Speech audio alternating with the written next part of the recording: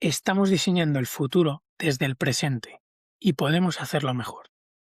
David Alayón dedica su nuevo libro, Tiempo de Futuros, a entender nuestra relación con el tiempo, el presente complejo en el que vivimos y los futuros positivos que podríamos diseñar.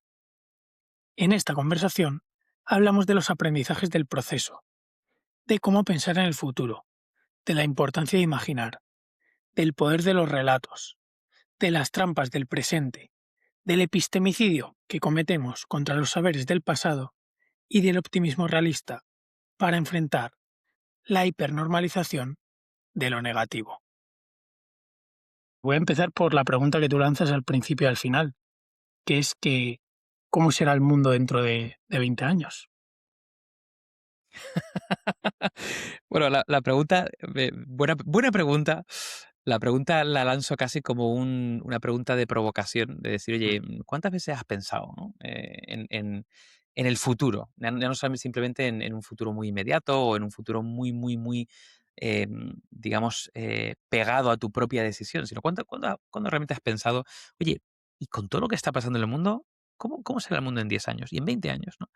Y de hecho, digamos, el viaje del libro es intentar no contestar esa pregunta, pero sí contestar o empujar a la gente a que se haga esa pregunta mm, con mayor criterio, ¿no?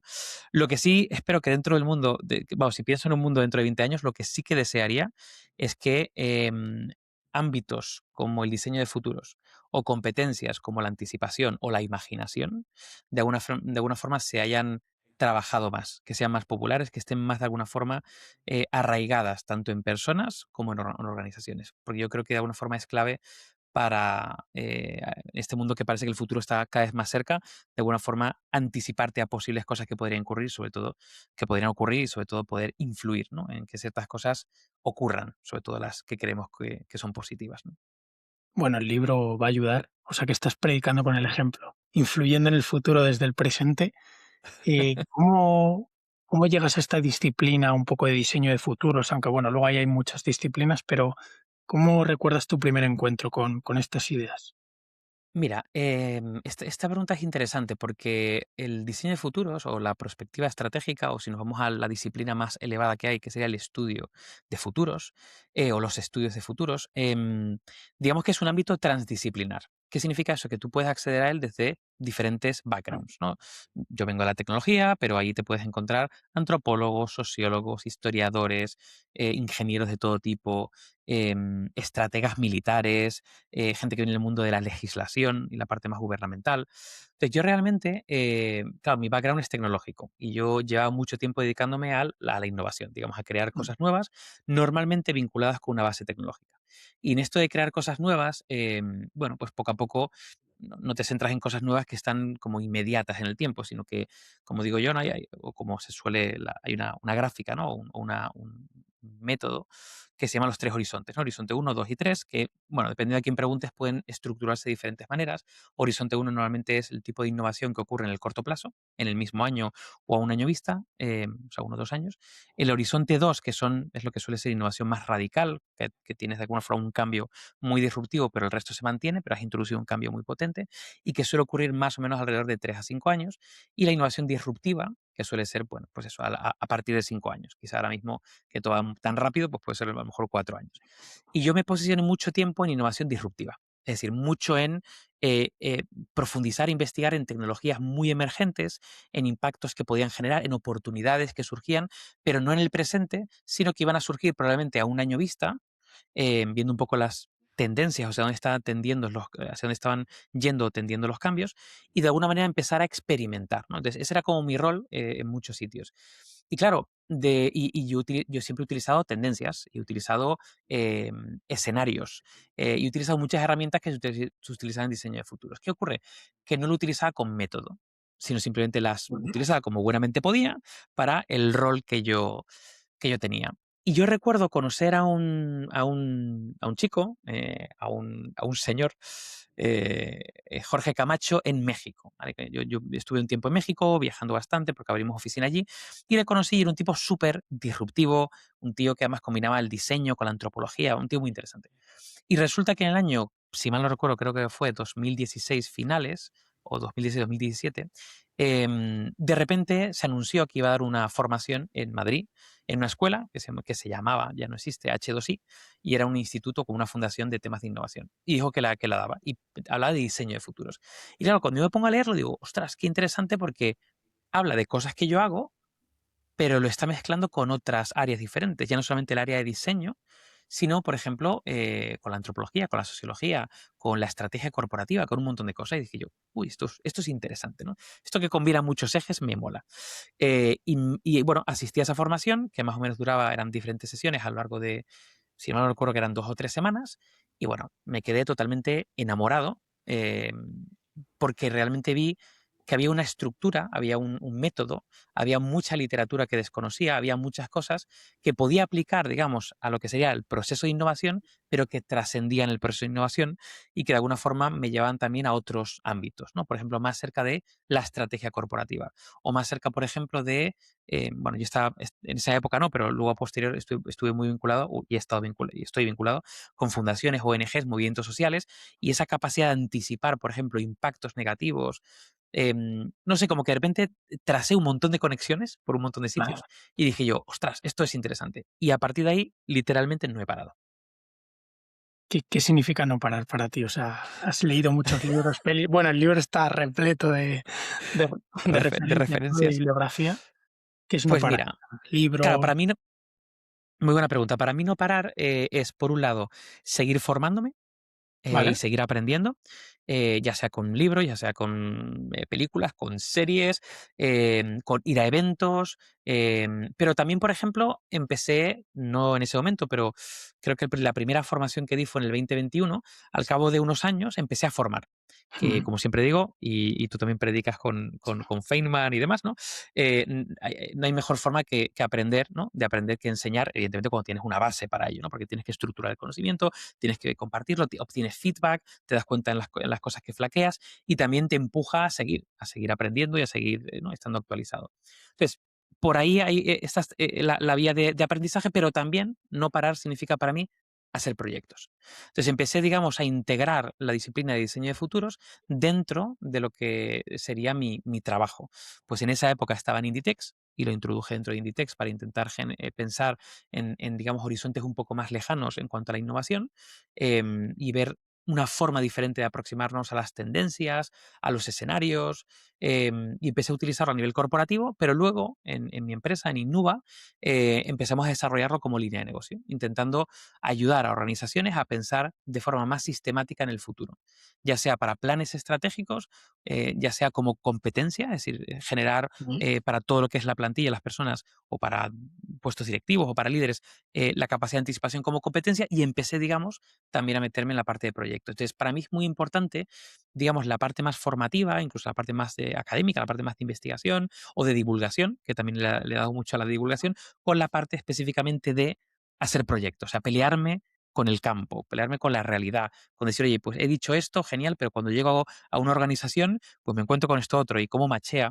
Y esa retroalimentación, que a mí me parece que es maravillosa, es donde no he parado, literalmente. ¿Hay algún proyecto del que puedas hablar que se te venga a la cabeza y que consideres un buen ejemplo que digas, aquí creo que esta disciplina realmente tuvo un impacto real, ¿no? De decir, aquí es que cambiamos las cosas, Mira, si no puedes decir nombres sin nombres, lo que puedas. no, no voy a decir nombres, pero sí puedo hablar de proyectos concretos, ¿no? Vale. Entonces, por ejemplo, para una empresa de retail bastante Ujú. grande, es multinacional, pero nosotros trabajamos con España, digamos que trabajamos con ellos bueno, señales de cambio, en tendencias, pero en este caso muy vinculado con la sostenibilidad. Y Vale. bueno, identificamos un movimiento muy fuerte que estaba habiendo y bueno, primero le aconsejamos y segundo le ayudamos a montar un área corporativa interna que no existía, que era una evolución de lo que era la antigua RSC, ¿no? La RSC, la Representación Corporativa, se dedicaba a una serie de labores más de voluntariado y había un área de sostenibilidad medioambiental muy técnica. Y dijimos, pero es que esto está cambiando, es que mira las señales de cambio, o sea, mira la inversión de impacto, mira los valores compartidos, mira el ESG, mira los ODS, mira la Agenda 2030. O sea, tienes que de alguna forma generar. Y había muy, muy pocas evidencias, y en España te diría que ninguna, de Vale, que había organizaciones montando este tipo de áreas. Y esta gente montó un área que se llama un área de impacto positivo.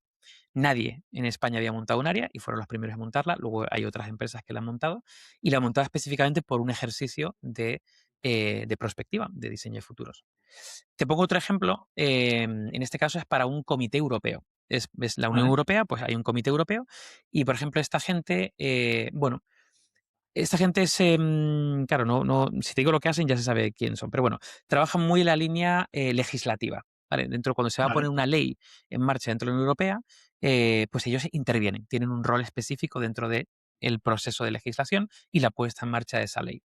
Y de alguna manera nosotros hicimos dos cosas con ellos. Por un lado, dar una formación en cómo de alguna forma integrar eso dentro de lo que sería su área dentro del proceso legislativo, porque era súper importante no legislar desde el presente, sino legislar desde una mirada futura. Es decir, que tuviesen una reflexión sobre cuál puede ser el impacto de segundo y de tercer grado cuando hay una ley que se pone en marcha, por ejemplo. Y luego, por otro lado, este comité pues, está en una situación muy complicada dentro de Europa. Y de alguna manera, pues el conjunto de personas que lo lideran, que son más o menos unas 18 personas, le estaba costando mucho pensar en el futuro y decir qué cosas podríamos hacer. 18 personas, además muy diferentes, que tienen que estar alineadas, además son perfiles políticos, cada uno con diferentes agendas. Entonces, utilizamos en este caso el diseño de futuro para alinear en una visión de futuro. Por tanto, unimos todas las visiones, basados también en cosas que estaban operando alrededor del contexto de Europa y el mundo, más la parte geopolítica, pues alineamos una visión y desarrollamos un plan. Bueno, esta gente tiene como rotaciones políticas, o sea, cambios políticos cada 2 años y medio. Entonces, digamos que hicimos un plan de 3 rotaciones, de Vale, tres legislaciones para ellos. Al igual que reflexionamos cómo podrían mantener, por ejemplo, ciertas bases con el cambio político. Si hay un cambio político, que no se derrumbe todo, sino que haya diferentes bases, ¿no? Y hicimos un ejercicio, yo creo que muy, muy bonito y que está teniendo impacto, porque esto lo hicimos hace pues casi 3 años. O sea, ya ha habido un cambio, digamos, de presidencia en este comité. Bueno, y el caso, por ejemplo, anterior de retail lo hicimos en el año 2017. O sea vale. que el área se creó después y ha tenido recorrido y ahora además es un área muy importante, está elevada a comité de dirección dentro de esta empresa. O sea que, bueno, pueden ser dos ejemplos. No, total. O sea, también para que la gente se haga una idea de que, o sea, bueno, yo que estuve un tiempo trabajando en Mindset, también vi más de cerca algunos trabajos de Innova, incluso algún programa que hicimos juntos. Entonces ya sé más o menos un poco, pues, cómo se tangibiliza en el mundo real, ¿no? Y te conozco bastante bien, entonces, pero sí para que la gente se haga una idea de que esto no es solo una cuestión de que se queda en un libro, sino que pasa a la acción. De hecho, es otro de los mensajes, yo creo que clave del libro, ¿no? De que esto va también de acción, no solo de planificar, de leer Correcto. señales, de anticiparse, sino de actuar en el presente. Y luego hay una cosa que bueno, digamos, un epígrafe, ¿no?, dentro de un capítulo, donde hablo de una cosa que yo denominé, aun no es mío, es un modelo que existe, que es un modelo que se utiliza sobre todo en transformaciones organizativas, que es el yo, nosotros, todos, ¿no? Sí, Y de alguna forma lo que digo es que el diseño de futuros, esta capacidad de imaginar el futuro, de imaginar posibilidades, pero luego aterrizarlas al presente y hacer algo con ello, se puede aplicar a nivel organizativo, que sería el nosotros, pero también se puede aplicar al yo, es decir, a un entorno personal. Tú puedes reflexionar sobre decisiones vitales que quieres tomar o dónde te gustaría estar de aquí a 5 años o a 10 años y no solamente contemplar cuáles son las características que están bajo tu control, sino cosas que podrían ocurrir, que podrías aprovechar. Y luego el todos, que sería más entornos desestructurados, ¿vale? Porque, por ejemplo, cuando hablamos de un país o hablamos del mundo entero, pues a ver, el país pues tiene cierta estructura, pero hay una desestructura muy grande, ¿no? Salvo que seas, yo que sé, un régimen muy totalitario, ¿no? Entonces, realmente el diseño de futuros aplica al yo, ¿no?, a personas, a organizaciones, al nosotros, que pueden ser instituciones, ONGs, empresas, no hay una casuística concreta, incluso un movimiento social, aunque un movimiento social quizá a lo mejor ya estaría más en el todos por la desestructura que puede haber, porque no hay una, digamos, una jerarquía que permita pues un grupo de personas tomar una decisión que se lleve a cabo, sino que es muchas veces consenso, muchas veces más difuso. Y luego el todos, que serían eso, entornos más desestructurados de alguna manera. no, total. O sea, yo creo que tiene muchas ideas interesantes y modelos bueno, a nivel personal también, pero sobre todo carrera profesional, te puede ayudar mucho a pensar en tu vida profesional este tipo de modelos. Por poner un ejemplo, el cono de futuros, ¿no? O las diferentes fases. O decir, oye, tener un poquito el pulso de qué señales hay, qué tendencias para ver hacia dónde vas, por dónde tiras. O sea que creo que tiene esa aplicación muy interesante. Eh, Has aprendido muchísimo haciendo proyectos, dando formaciones, has escrito el libro, estoy seguro, aunque yo en el tema del aprendizaje no tenía tanta experiencia como tú en este tema de futuros, pero cuando me puse a escribir el libro, como que aprendes un montón de cosas que hasta entonces no te habías dado cuenta. Entonces, ¿qué puedes compartir de este proceso de, si quieres comparte un poco cómo ha sido el proceso de escribir el libro Vale. y un poco qué has aprendido, ¿no? O qué grandes aprendizajes te llevas? Pues mira, el libro, o sea, claro, yo, como he dicho anteriormente, claro, yo empecé a formarme hace bastantes años, ¿no? Y empecé a hacer proyectos de manera continuada. Por lo tanto, cuando surge la oportunidad de escribir el libro, claro, ya había una base muy consolidada de ideas y aparte, claro, he dado también mucha formación y eso te ayuda a estructurar tu propio Sí, conocimiento. Por lo tanto, ya había un volumen bastante grande de cosas que de alguna forma quería contar, ¿no? Y claro, el primer aprendizaje, bueno, el proceso de escribir el libro empezó, digamos, en febrero del 2025, ¿vale? Y no escribí una línea, literalmente, hasta junio, más o menos, del 2025. ¿Qué pasó en ese tiempo? Pues lo que hice básicamente fue leer. Leer un montón, ver también un montón de vídeos, recuperar, incluso pelis escogidas, porque en el libro hablo sobre las utopías, las distopías, el poder de las imágenes y tal. Me vi bastantes documentales, muchas charlas, pero sobre todo leer. Y tomar un montón de notas y empezar a jugar con ellas y generar como em, muchos índices y muchas bibliografías que a mí me ayuda. Habrá de todo tipo de personas, ¿no? Pero yo soy de los que tienen que ir de lo macro a lo micro, ¿no? Yo tengo que estructurarlo todo y voy luego bajando, y cuando bajo vuelvo a subir para arriba y como voy subiendo y bajando, ¿no? Y fíjate, en ese momento aprendí una cosa interesante, ya en esa fase, que es, me estaba encontrando un montón de libros que eran muy, digamos, divulgativos, de ensayo, muy inspiradores sobre el futuro, por ejemplo, muy históricos. Pues Jennifer Gidley tiene una historia, un libro muy cortito que se llama Breve Introducción al Futuro, o Introducción al Futuro. Y claro, son libros interesantes, pero son libros por un lado académicos y por otro lado, pues muy de historia, de divulgación, ¿no? Y luego hay un salto triple mortal a otros libros que se basan básicamente en herramientas y metodologías. Y yo te enseño herramientas y metodologías. Entonces está, por ejemplo, el How to Future de Scott Smith, está el Make Futures Happen, que es de un tipo que se llama Phil Balactas. Ambos, por cierto, ambos no son españoles, pero viven en España. En España se está creando una comunidad muy interesante de diseño de futuros y de perspectiva. Y claro, bueno, y luego está Designing Futures, que es un libro de tres nórdicos, diseñadores nórdicos, maravilloso también, que además lo publicaron el año pasado.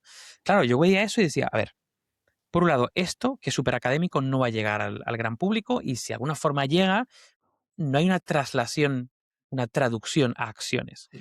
Y luego, esto que estoy viendo estos libros, claro, es para profesionales que se dedican a la perspectiva. Entonces, ya ahí tuve un primer aprendizaje que es, hay un hueco para libros que unan ambas cosas, es decir, que tengan un componente de ensayo, de reflexión, de divulgación, pero por otro lado que tenga un componente de practitioner, es decir, no al mínimo detalle, pero sí que empujen a la acción, que no simplemente se queden en una especie de divulgación.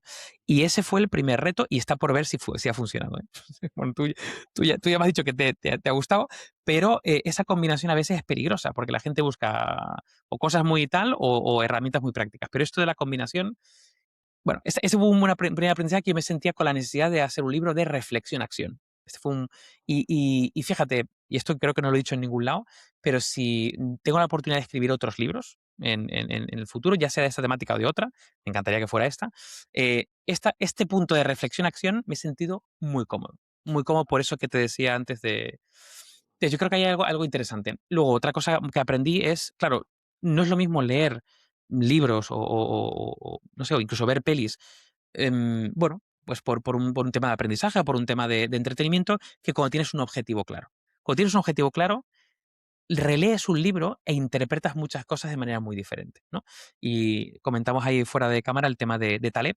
Hay ciertas cosas de Taleb que yo me había leído y me parecían muy interesantes, pero que, por ejemplo, el efecto Lindy había pasado totalmente, o sea, es decir, yo lo recuerdo y me pareció interesante, pero para nada se me había quedado de tal manera que lo pudiese poner en práctica o en marcha o que lo tuviese dentro de mis reflexiones. Y fue cuando volví a leerlo, dije, ostras, y ya lo conecté, ¿no? Como es el cerebro, ¿no? Cuando refrescas, ¿no? Evocas algo de nuevo, lo empiezas a conectar con un montón de cosas alrededor. Entonces, muchos libros, los libros que leí no eran todos nuevos, había mucha relectura para conectar con cosas. Por lo tanto, me ha animado, incluso no teniendo que escribir un libro, pero a lo mejor, pues no sé, por temas de estrategia y demás, a leer libros que ya he leído simplemente por esa, bueno, reinterpretación. Hay un aprendizaje muy bonito ahí en esa relectura, aparte de algo que ya todos sabemos, que es no es lo mismo leer un libro pues en una época de tu vida, que lo lees 5 años después y lo interpretas de una manera diferente, ¿no? Nos vamos a ir un Y pelín luego por las ramas, pero sí, ¿cómo eliges esos libros y esas fuentes? ah, eh, mm, fíjate, mira, aquí ya introduzco un componente que me ayudó en todo el proceso, que fue una IA generativa, y en Vale. este caso fue Claude, ¿vale? Claro, en mi caso, yo utilicé la IA generativa y Claude y me gusta como ponerlo en valor de alguna manera, no para delegar el pensamiento, sino para incrementar mis capacidades, ¿no? Entonces, por ejemplo, yo lo que hice fue, lo primero que hice fue escribir, bueno, lo primero fue estructurar el libro. El libro está estructurado en 3 bloques. Al principio eran 4, al final quité uno. En 3 bloques, que es básicamente breve historia del futuro, donde hablamos de la historia de cuando surge el concepto de futuro, cuando surgen los futuros alternativos, distopías, utopías, nuestra relación con el tiempo, la predicción del futuro, el estudio del futuro.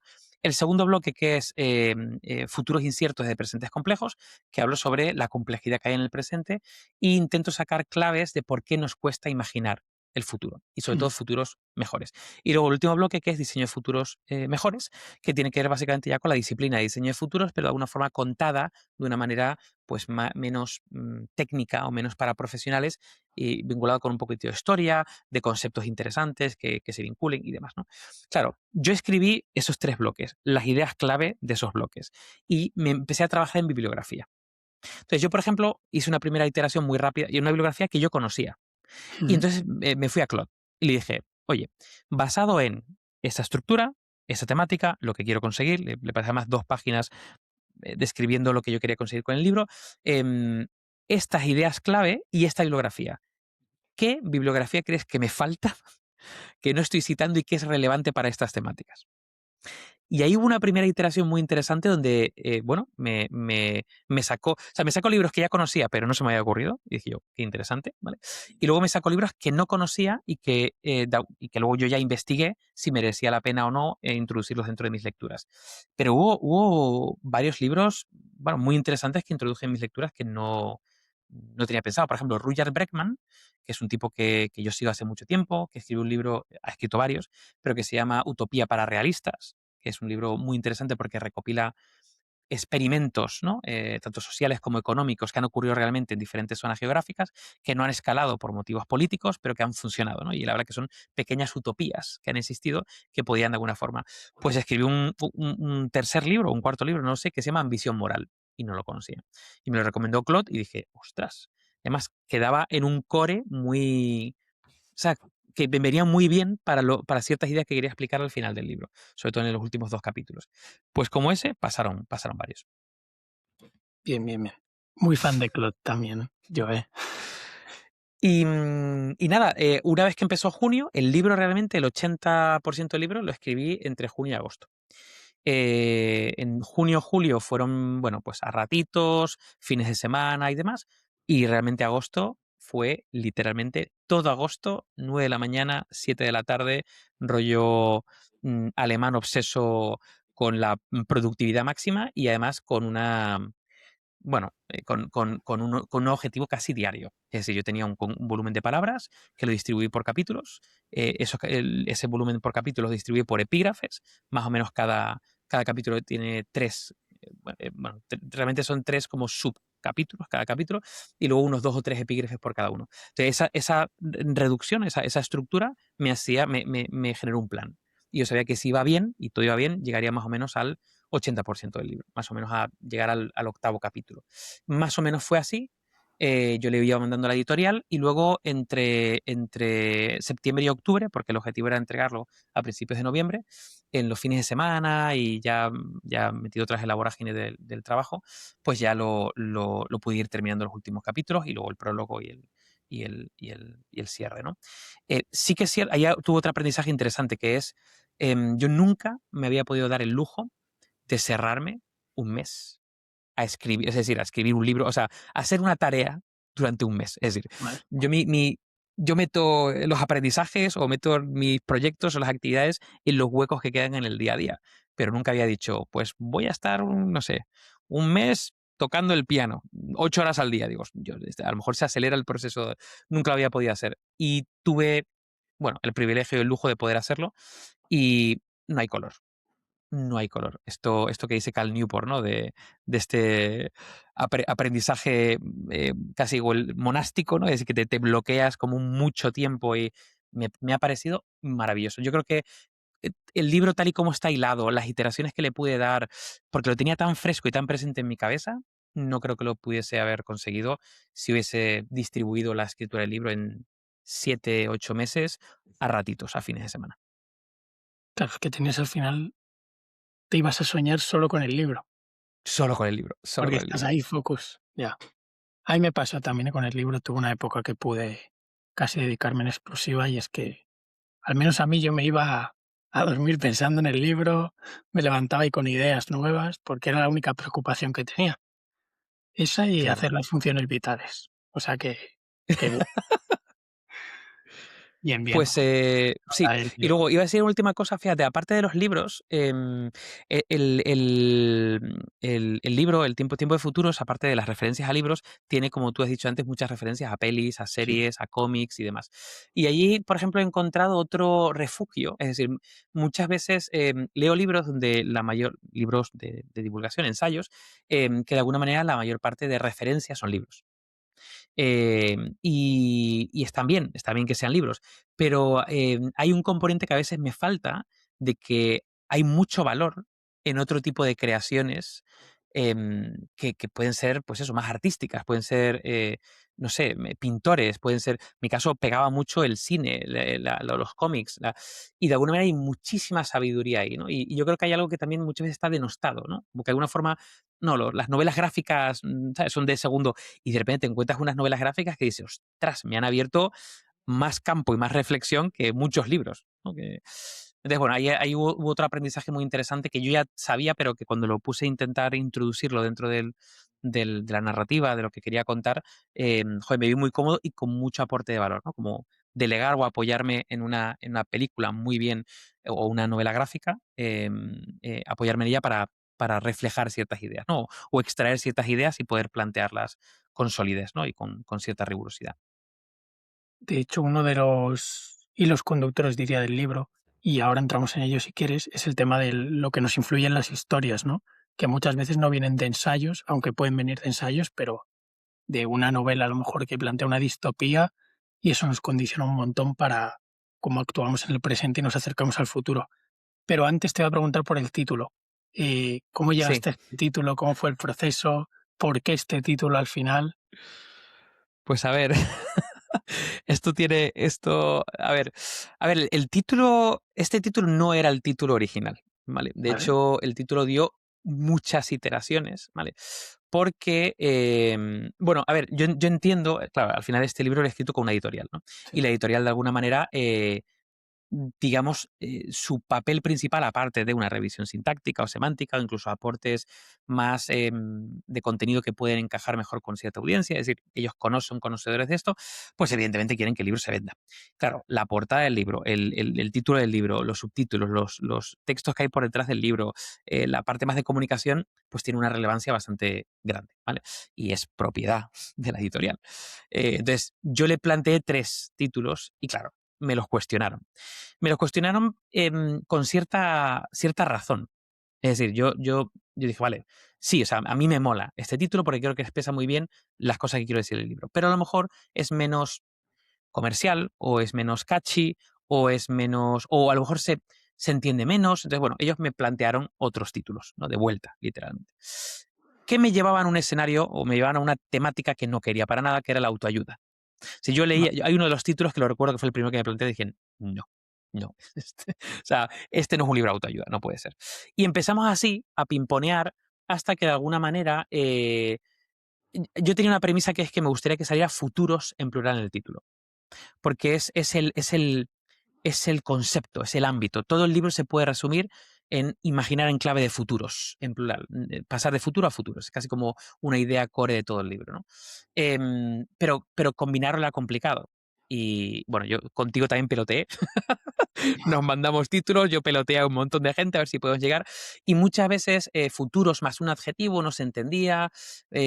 Futuros con ciertas palabras parece que eran futuros, ¿no? El mercado de los futuros, futuros financieros. O sea, de alguna manera complicado y también que si fuera autoexplicativo, aunque no lo ha sido al final y por eso tiene un subtítulo. Pero bueno, Tiempo de Futuro fue como el consenso. A mí me gustaba que tuviese la parte de futuros, me gustaba que invitase a la acción, como que, oye, te invito a la acción. Y luego a mí me encanta que tuviese algún juego de palabras, algún juego aunque sea mínimo de palabras. Y Tiempo de Futuros, pues tiene ese componente de que futuro, ¿no? Es un tiempo verbal.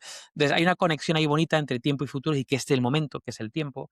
Entonces, bueno, acabó siendo así y la verdad que tengo que decir que cuando decidimos el título fue como, bueno, me gusta, pero ha sido un grower. O sea, es decir, con el tiempo me he sentido más cómodo con él y luego cuando, claro, ya ha salido al mundo el libro, que nunca sabes lo que va a pasar, la respuesta también ha sido muy positiva. De, ¡ay, cómo mola el nombre! No sé qué, tal.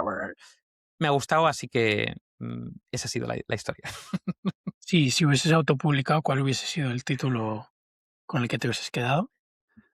Buena pregunta. Pues mira, había el título original, hubo varios puntos iniciales, pero yo estaba entre un término, digamos, inventado, ¿Vale? protopías, ¿no? Por ejemplo, protopías. Y poner el subtítulo que tengo, ¿no? Por ejemplo, pues el futuro no se predice, se diseña, ¿no? Pero protopías, como que llame la atención, como, ¿y esto qué demonios es, no? Y si no, irme a otro plano, que era el que más gustaba a la gente que le estuve preguntando, que era un plano como más evocador, quizá incluso más poético. Entonces había una cosa que era Queridos Futuros. Entonces, Queridos Futuros era como una apertura, una carta abierta a los futuros, ¿no?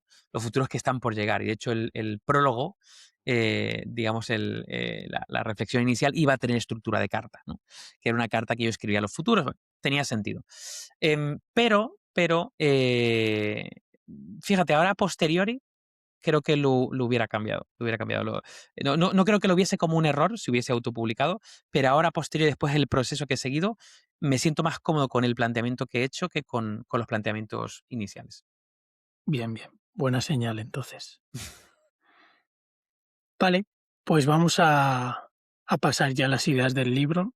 Nos has contado Venga. aquí un poquito los tejemanejes y un poco el proceso, el título y demás.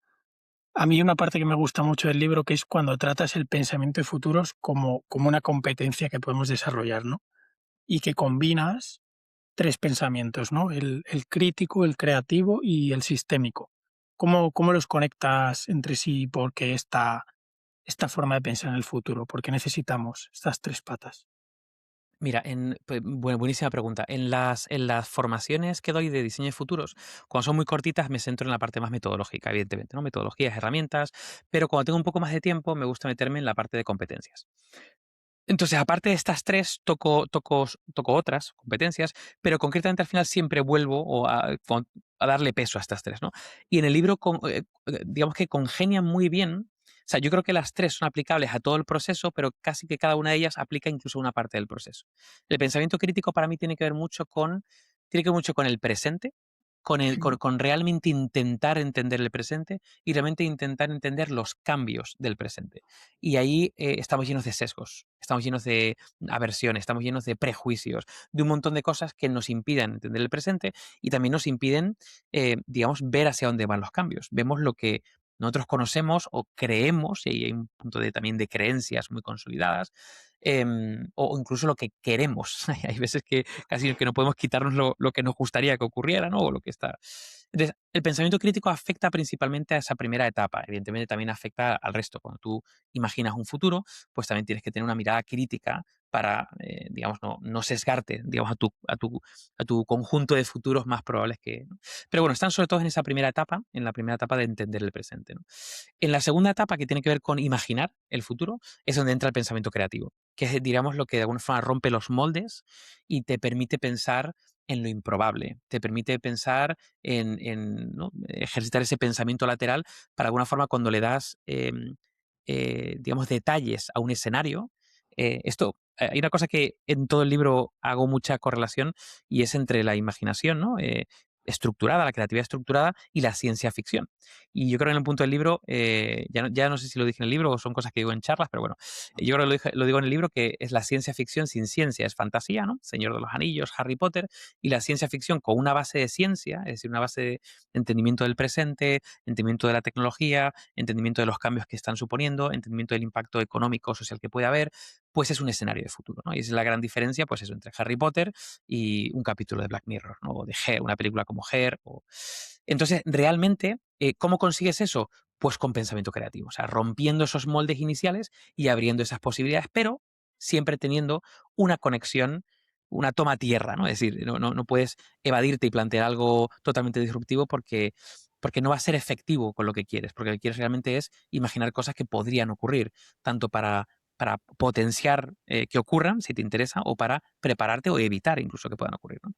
Del pensamiento creativo ocurre en el centro. Y luego el pensamiento sistémico, que lo mismo, vuelve a tocar todo, pero tiene especial relevancia al final, es cuando has imaginado pues, un posible futuro y quieres de alguna forma desarrollar un plan de acción. Quieres llevarlo a la práctica. Entonces, claro, en ese punto de decir, vale, ¿y qué hago con esto? Pues tienes que pensar de manera sistémica. ¿Por qué? Porque cuando imaginas un futuro, pues realmente no es algo que apela a un colectivo y a una persona y es muy pequeñito, sino normalmente tiene ramificaciones, tiene impactos a diferentes niveles, tiene impacto en el tiempo, tiene impactos de segundo y de tercer grado. Entonces, ahí el pensamiento sistémico y el tener en cuenta, digamos, la complejidad que supone operar dentro de un sistema em, eh, a la hora de generar un plan de acción. Entonces, el pensamiento sistémico probablemente sea, ya te digo, estará en todo, pero tiene mucho peso en esta última pieza dentro del proceso. Y bueno, ya más o menos estructura el proceso, que tiene que ver mucho con la parte de Sí, entender el presente, imaginar futuros, ¿no? Y la parte de acción, ¿no? La actuar. total. Y vamos a centrarnos en la parte de imaginación dentro del Vale. pensamiento creativo, que es la que más me ha llamado la atención, quizá porque las otras las tengo como más vistas o he leído más sobre ello. ¿Y por qué es tan importante imaginar, no? O sea, con la imaginación o con la falta de imaginación nos pasan varias cosas, ¿vale? La primera es, claro, si no conseguimos imaginar el futuro al que queremos ir, pues esto es, ¿no? Como el barco, ¿no? Pues todos los vientos son favorables. Sí. Entonces, de alguna manera, no vamos a tener un criterio específico de toma de decisiones en el presente o de aceptación, simplemente seguiremos la corriente si no tenemos esa capacidad de imaginar por nosotros mismos, incluso de cuestionar lo que otros imaginan por nosotros, ¿no? Porque alguien está imaginando el futuro, eso es así, y alguien de alguna forma está haciendo fuerzas para que ciertos futuros ocurran. Y esa es la realidad, que pueden ser desde instituciones políticas hasta empresas tecnológicas que quieren implementar o implantar una cierta creencia, pues yo que sé, sobre la IA, sobre el futuro, hasta eh, yo qué sé, universidades, países completos o personas. Yo, por ejemplo, ahí me fijo mucho en la estrategia que ha seguido Trump en esta última legislación, ¿no? El Make America, ¿no? Great Again, donde básicamente hay una especie de nostalgia al pasado con una imagen de futuro, ¿no? En plan, nos arrebataron un posible futuro desde el pasado y vamos a recuperarlo, ¿no? Y lo que plantea en el fondo es una imagen de futuro, es una narrativa. Es una narrativa que tiene una serie de características y una imagen, ¿no? Entonces, claro, si no conseguimos nosotros imaginar por nosotros mismos y cuestionar, pues ya ahí tenemos un pequeño problema. El segundo tema es ya no simplemente imaginar, digamos, lo muy probable, que también nos cuesta, ¿eh? Sobre todo cuando pensamos en un horizonte un pelín más lejano, pero también imaginar lo improbable. Es decir, muchas veces, esto es lo que decía Taleb, muchas veces lo que va a ocurrir de manera disruptiva en el futuro es lo improbable en el presente, es lo que de alguna forma no sospechábamos ni nadie sospechaba que podría ocurrir, ¿no? Tipo cisnes negros, ¿no? Entonces, el hecho de ampliar nuestra mirada y ver lo improbable, lo que de alguna forma es poco probable que ocurra, pero que está ahí y sobre todo que puede generar un impacto espectacular. De hecho, en los informes de riesgos mundiales, ¿no? Del World Economic Forum y ese tipo de cosas, las gráficas que plantean siempre es por probabilidad riesgo, ¿no? Entonces, de alguna forma, lo altamente probable y alto riesgo hay que fijarse, pero lo bajamente probable y alto riesgo también, ¿no? Porque suele ocurrir, ¿no? Y en el libro contó la anécdota de la pandemia, ¿no? Que siempre estuvo en el cuadrante de, bueno, probabilidad media-baja, nunca fue bajísima, pero media-baja, y alto impacto. Y de alguna forma no se estructuraron protocolos suficientes y acciones como para que si ocurriera se pudiera hacer algo, ¿no? Entonces, eso es lo que nos ocurre cuando no imaginamos. Por un lado, que de alguna manera aceptamos lo que imaginan otros y de alguna manera aceptamos ese recorrido, no tenemos y perdemos, yo creo que el criterio e incluso casi nuestra capacidad de agencia sobre el futuro, porque ya no es nuestro, alguien lo ha diseñado y nos sumamos al diseño o a la imaginación de otros. Y luego, por otro lado, pues no anticiparemos las cosas que de alguna forma, ya no digo que sean improbables, sino que tengan menos probabilidad que las hegemónicas, ¿no? Como que la imagen que tenemos. Y luego, la tercera clave es que las imágenes de futuro preceden a lo que nosotros creemos que es posible y lo que podemos hacer en el presente. Dicho de otra manera, las imágenes de futuro tiran de nosotros o nos paralizan en el presente. Y esto es un poco lo que el autor más reconocido que cito por ahí es Fred Pollack, Sí. que de alguna forma habla de las imágenes del futuro, ¿no? Y decía, oye, puede haber, ya ha habido históricamente civilizaciones, desde la antigua Grecia hasta el Renacimiento, hasta, bueno, pues diferentes países después de la Segunda Guerra Mundial, que sus imágenes de futuro o tiraron de ellos, llevándoles a un futuro muy brillante y positivo porque creía que podían alcanzarlo, o de una forma les paralizaron porque están subsumidos de alguna manera en una, bueno, o futuros distópicos o incluso la imposibilidad de que haya un futuro, como que ya hasta aquí hemos llegado, ¿no? Entonces, de alguna manera, la posibilidad de imaginar futuros nos abre, nos empuja, tiene un componente de acción. Entonces, ya no simplemente es imagino para anticiparnos y que algo puede ocurrir, sino imagino porque me va a impulsar, porque si es una visión ilusionante o desde el miedo o paralizante o casi como una alerta temprana, me pone en marcha, de alguna manera. Sí, que no son neutros. Nuestra Y no imaginación no son es neutra, neutros, ¿no? O sea, nos nunca. afecta y condiciona un montón el futuro. Por eso ese lema, que creo que también es el lema de Innuba, ¿no? Futuros desde presentes complejos. Bueno, Futuros futuros positivos positivos desde presentes desde complejos. presentes complejos. Que esa parte del presente es donde entra a jugar la imaginación, ¿no? Y el tener imágenes de Exacto. futuro deseables. Luego hablaremos de optimismo, pero vamos a esa idea de las historias que nos Vale. contamos y que nos cuentan de cómo será el futuro, ¿no? Que está relacionado con la imaginación. ¿Qué papel juegan aquí las narrativas? Porque normalmente solemos imaginar en narrativas, lo que más nos impacta a la hora de imaginar son las narrativas. ¿Qué papel juegan?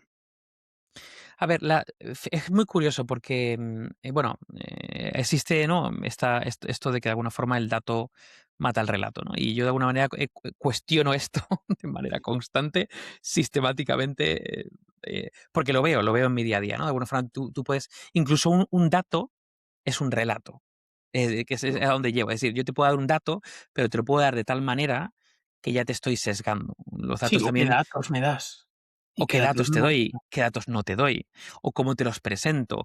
Es decir, también los datos forman parte del relato, ¿no? Entonces, lo que de alguna forma quiero decir que todo es relato. Y que lo que de alguna manera lo que nos impacta a nosotros como seres humanos, muchas veces no es la cifra, no es el número específicamente, sino es todo lo que gira alrededor. Es cómo te lo cuento, cuándo te lo cuento, con qué otras cosas te lo cuento, con qué proyección te hago, qué relación con el pasado tiene. Es decir, es mucho más complejo, ¿no? Entonces, cuando generas una historia, cuando generas una narrativa, que además no es una narrativa casual, o sea, tiene un objetivo, tiene un propósito específico, pues eres capaz de conquistar más las mentes de las personas, ¿no? Entonces, hay narrativas muy, vamos a decir, evocadoras y casi como que están embebidas en el entretenimiento. Pues, por ejemplo, cuando vemos películas o series, hay una narrativa muy fuerte y el cómo se escoge esa narrativa, pues hay veces que es muy crítica y otras veces que tiene un mensaje muy sólido integrado en esa narrativa. No es casual que en la época de los 80 o 90, lo que nos criamos en esa época, pues tuvimos una narrativa muy fuerte con la cultura americana y que era el sitio y la cultura y, ¿no? Y de alguna forma una proyección muy fuerte y casi que tú lo que veías ahí era como lo normal y que de alguna manera, pues yo qué sé, quizá a lo mejor culturas o hábitos pues, orientales eran como qué cosa más extraña, ¿no? O incluso son los malos históricamente en muchas películas, ¿no? O hace poco comentamos el tema de fumar. ¿no? Ahora hablamos mucho ahora en algunos contextos sobre el tema de las redes sociales o el impacto de la tecnología, sobre todo en personas muy jovencitas, ¿no? Y decíamos, ostras, quizá dentro de 50 años dirán, ¿cómo tenía la gente el móvil encima de la mesa mientras cenabas y lo mirabas? No sé qué. Como en el pasado, pues la gente fumaba en hospitales o en aviones o en restaurantes, ¿no? Entonces, Vale. hay algo ahí, ¿no? Y en ese momento la narrativa de fumar era los que fuman son los cools. Es decir, la gente que salía en las series y en las películas, la gente que fumaba era la gente guay, tío. Y ahora el que fuma es el malo. Ahora es complicado que veas a alguien fumar o el que está súper depresivo. Entonces, fíjate cómo esos imaginarios cambian todo. Cambia nuestra relación con el futuro, con lo que nos gustaría o que pensamos que podemos alcanzar, pero también con el presente. Los hábitos que tenemos en el presente, las decisiones que tenemos en el presente. Entonces, esas son narrativas como más evocadoras desde el punto de vista de entretenimiento. Y luego, evidentemente, hay narrativas que están, por ejemplo, en medios de comunicación. En cómo se plantea las noticias, qué noticias plantea, qué noticias escoge específicamente, la frecuencia de estas noticias que de alguna forma te van calando. O, por ejemplo, ahora hay una narrativa muy hegemónica, sobre todo muy promovida con las grandes o por las grandes tecnológicas, del tema de la IA. O sea, a las tecnológicas le interesa que esto de la IA sea una carrera a muerte. Y ese concepto lo que tiene que hacer es agilizar la adopción en toda la medida de lo posible. ¿Por qué? Porque si tú crees que el futuro va a ser inevitablemente uno con la IA, todos vamos a ir para allá, ¿no? Si hay diferentes futuros, hay cuestiones varias, hay atomizaciones, pues esto ya no es una carrera, son 7 carreras, o hay unos tíos que están corriendo, pero ya deja de seguir la carrera, por lo tanto se quedan sin fuelle para seguir. Hay mucho de las narrativas que no son tan evidentes porque no son, ¿sabes? No son novelescas, ¿no? Pero están en nuestro día a día muy integradas. Tienen que ver con publicaciones en LinkedIn, tienen que ver con noticias en medios de comunicación, publicaciones sí, en otras redes sociales, en Instagram, que parece que son como muy naif, pero realmente están respaldando una narrativa mayor que en muchos casos ha sido diseñada y ha sido promovida. Entonces, ese es un punto interesante. En el libro yo hablo de ambas cosas, que tenemos que generar nuestras narrativas y el poder de las narrativas para que nosotros podamos influir en el futuro, pero también que tenemos que ser conscientes de las narrativas que están ocurriendo en el presente y cómo de alguna forma nos están influenciando, porque no nos damos cuenta. Total. Y que a veces las narrativas, hablando y escuchándote, se me ha venido la imagen esta de Foster Wallace de los peces en el agua, ¿no? Que muchas Sí, veces las narrativas, lo de la carrera de la IA, ¿no? Hasta que no lo has dicho, yo lo veía como algo, pues mira, cada vez sacan modelos nuevos cada X meses y es que la AI va a llegar, no se sabe si en un año o en 6 meses o en tres, pero es algo que va a suceder. Cuando, y otra de las ideas del libro clave, es que el futuro no se puede predecir, ¿no? Pero estas narrativas sí que nos intentan como condicionar para dirigirnos allí. exactamente. Y aquí quiero que expliques un término que me ha parecido muy interesante, que es el de hiperstición. No sé si Sí, lo recuerdas de Nick Land. sí. Mira, Mm, el término de hiperstición, de hecho, el término de hiperstición probablemente fue de las primeras cosas que aprendí en diseño de futuros que me sí, llamaron mucho la atención. Hiperstición básicamente es cuando tú tienes una ficción, que puede ser una narrativa muy compleja, pero también puede ser una idea, pero es ficción, todavía no existe, que de alguna manera se instaura en el imaginario colectivo, que llega a un conjunto de la población muy grande, y eso condiciona sus formas de hacer. Es decir, primero condiciona sus creencias, es decir, ostras, que la IA se puede convertir en Terminator, ¿no? Entonces, condiciona tu creencia, a partir de ahí condiciona tu forma de actuar. Dices, vale, pues si se va a convertir en Terminator, pues no invierto por aquí, o no invierto por allí, o no hago esto, o hago esta o cosa otra. Por lo tanto, has cambiado la realidad. Es decir, es el efecto de las narrativas. Es una narrativa, una ficción que se instaura en el imaginario colectivo, cambia las creencias, cambia las acciones y cambia la realidad. Por lo tanto, son ficciones que cambian la realidad. Tanto en positivo como en negativo. Porque esto es una de las cosas que, mira, hablando de otro proyecto para una ONG muy grande, internacional, muy vinculada con el sector del medio ambiente principalmente, la naturaleza, ¿no? Hicimos un replanteamiento estratégico de su estrategia. Y ellos trabajaban mucho con imágenes negativas del futuro. Bueno, digamos, el colapso climático, y entonces trabajaban desde el miedo. Que esto es otra cosa muy importante. Por mucho que queramos proyectar futuros positivos, el miedo es digamos, una palanca superpotente para la movilización de la gente. A veces incluso más potente que la ilusión, ¿no? Pero bueno, un cambio que le dijimos a ellos es, mira, la gente está ahora mismo en ecoansiedad, está en estado de ecoansiedad, es decir, está saturadísima de los mensajes posapocalípticos y además son cosas que le pillan tan lejos que dicen, cierra la persiana y no me cuentes historias, ¿no? De alguna forma los mensajes no estaban calando desde lo negativo. Entonces le dije, mira, lo que estáis haciendo son hipersticiones, ¿no? Pero hipersticiones negativas. ¿Qué pasa si podemos hacer hipersticiones positivas? ¿Qué pasa si podemos proyectar futuros mejores y que eso sirva para movilizar a la gente a que haga las cosas de manera diferente, ¿no? Y, por ejemplo, esto fue hace unos 3 años, un poquito más, reorientaron, digamos, toda su estrategia para conseguirlo, ¿no? Y el elemento clave es la hiperstición. Y muchas veces, bueno, pues las organizaciones, las instituciones, digo, incluso el cine no se da cuenta que lo que está haciendo son hipersticiones y que tienen un calado, tipo Years and Years o Black Mirror, que están llenos de hipersticiones que nos han calado nuestro imaginario, pero lo que están haciendo es eso, es generar hipersticiones. Están influyendo con ficciones, digamos, las acciones del presente. Total. Y un poco lo que tú planteas también, y por conectar con la imaginación, es que creemos nuestras propias hipersticiones, ¿no? O que Exacto. nos habituemos a, sí. Claro, mira, hay dos cosas dos conceptos interesantes. Uno es la inflación de la imaginación, Sí, que es que cuanto más vívidamente, ¿no? Imaginamos algo, de alguna manera es mucho más probable que yo crea en ello. Entonces, puede ser que eso que hemos imaginado, pues lo hemos proyectado nosotros y nos lo creemos, y hay una especie como de.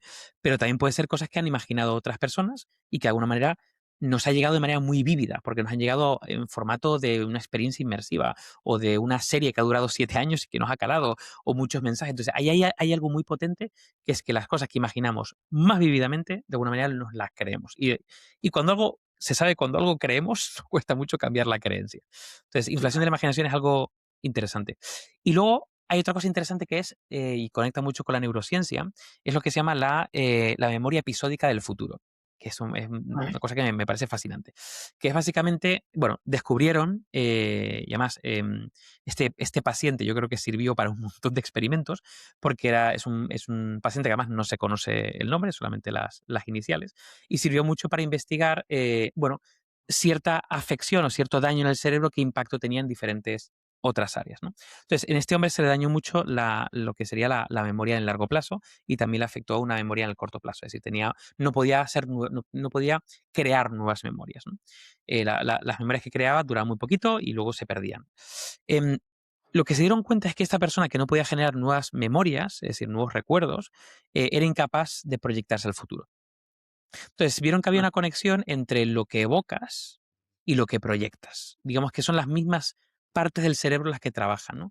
Entonces, cuando se habla, por ejemplo, de memoria episódica del futuro, a mí me gusta decir que tenemos la capacidad de recordar el futuro.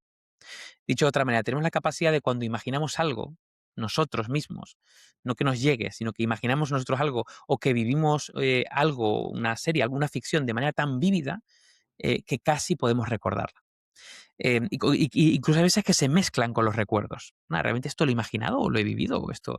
Entonces, yo esto le digo mucho que esto sirve para tanto movimientos sociales, fundaciones ONGs o empresas, organizaciones en general, que si tú consigues, por ejemplo, que un comité de dirección o que un conjunto de la población se imagine algo de manera muy vívida, de alguna manera lo va a tener como recuerdo, se le va a instaurar en el recuerdo. Entonces, me parece de las formas más potentes de poder de alguna forma influenciar o movilizar, influenciar en el sentido positivo, o sea, no manipular, sino de alguna manera movilizar a personas a que hagan cosas, ¿no? Desde ese punto, desde instaurar, ¿no? Una imagen muy potente en la memoria de alguien. Depende qué memoria y qué recuerdo, ¿no? Pero sí, sí. Sí, o sea, Correcto. Bueno, tiene un exacto. impacto enorme. En Una cosa que no hemos dicho, y yo creo que hay que decirlo cuando hablamos de diseño de futuros o cuando hablamos de imaginar el futuro, siempre, siempre, siempre tenemos que preguntarnos para quién o quién lo imagina, ¿no? Diseño de futuros, ¿quién lo diseña? ¿Para quién se diseña? ¿No? Entonces, de alguna manera, esto también, todo tiene un punto de vista, todo tiene un sesgo, siempre se hace por algún propósito. Entonces, bueno, en el libro también yo me he intentado cuidar de intentar, y siendo yo, vamos, una persona, pues eso, pues soy hombre, soy blanco, me he criado en una cierta cultura más occidental, pues evidentemente no tengo las referencias ni los imaginarios que pueden tener, por ejemplo, pues culturas más orientales. Entonces, en el libro he intentado introducir guiños, por ejemplo, a afrofuturismo, a otras visiones de futuro que no son la nuestra, pero bueno, siendo consciente de que evidentemente el libro también tiene cierto sesgo, no puede ser de otra manera, ¿no? Total. Muy relacionado con esto hay un concepto que yo no conocía, que es el de epistemicidio. Eh, Así. es un poco para mí el que refleja pues esto que has comentado, que me parece, de hecho, un ejercicio de humildad el decir, oye, que yo no tengo todas las visiones del futuro, eh, y creo que este concepto lo captura muy bien. ¿Qué es y por qué es importante para tu visión del diseño de futuros? Claro, mira, aquí pasan cosas interesantes y lo puedo plantear con un ejemplo que además he vivido bastantes veces. Muchas veces cuando se habla del progreso, ¿vale? Mm, Eh, bueno, en la visión occidental, porque la visión oriental quizás sea un pelín diferente, pero la visión occidental del progreso, muchas veces hay una especie como de disrupción o corte entre las tradiciones y lo nuevo que viene, ¿no? O entre los saberes ancestrales que llevan mucho tiempo ahí cocinándose con lo nuevo, ¿no? Con la tecnología. Como que hay una disrupción, igual que, por ejemplo, la naturaleza y la tecnología, ¿no? Y lo artificial. Hay como un punto de ruptura. Si nos vamos, por ejemplo, a ámbitos más orientales, quizá no están así. Hay una especie como de continuo o hay cosas muy tradicionales que conviven con mm, cosas muy innovadoras. Pero bueno, cuando no ocurre eso, cuando la visión del progreso de alguna forma elimina digamos, modos de conocer ancestrales o modos antiguos, de alguna manera también se eliminan otros modos de imaginar que podía haber. Es decir, si tú rompes, digamos, tradiciones, modos de hacer, modos de ver la vida y generas algo totalmente nuevo, y eso se instaura como, digamos, marco de referencia para todos, estás instaurando un punto de vista para imaginar el futuro. Todo lo que venía previamente, de alguna forma, se ha eliminado, se ha cortado. Te pongo un ejemplo que yo he vivido y vivo bastantes veces. Em, con todo el tema relacionado con la sostenibilidad, el mundo de la sostenibilidad de alguna forma conecta mucho con una visión de futuro, una visión de evitar un sí. colapso climático, de modificar el rumbo, ¿no? De hacia dónde vamos y de alguna forma llevarnos a otro tipo de futuros, ¿no? Espero que más preferibles, ¿no? También depende de para quién, preferibles para quién, pero bueno.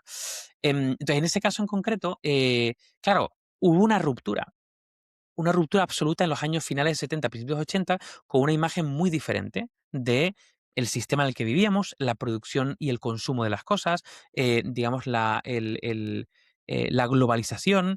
Entonces se instauraron una serie de cosas que rompían con lo anterior y no solamente rompían, se decían que lo anterior era malo. Entonces, yo me he encontrado ahora políticas que se ponen, por ejemplo, de reciclaje de vidrios, ¿no? O retornar los vidrios, o en los plásticos de un solo uso, que es que ya estaban antes. En la época de mis abuelos, y esto me lo contaban ellos, esto era lo normal. El retornar los vidrios y plásticos de un solo uso y la conciencia sobre la generación de basura. Pero en un momento dado, todo está bien. La basura se puede, ya hay formas de eliminarla, ya, y de alguna manera hubo una ruptura con un montón de cosas que había pasado. Y a partir de ahí, nadie imaginó que un posible futuro sería volver a recabar, digamos, a recolectar hábitos del pasado, sino a partir de ahora era todo, vamos a tirar para adelante y vamos a intentar que haya mejores tecnologías que reciclen más y mejores no sé cuánto que tal y cosas que de alguna forma lidien con la cantidad de residuos porque damos por hecho que esto no va a ser otra cosa que seguir generando residuos de la manera que lo estamos generando. Y cuando vuelves, digamos, un poco al pasado y hablas, por ejemplo, con personas un poco más mayores, decían, bueno, pero es que esto era lo normal.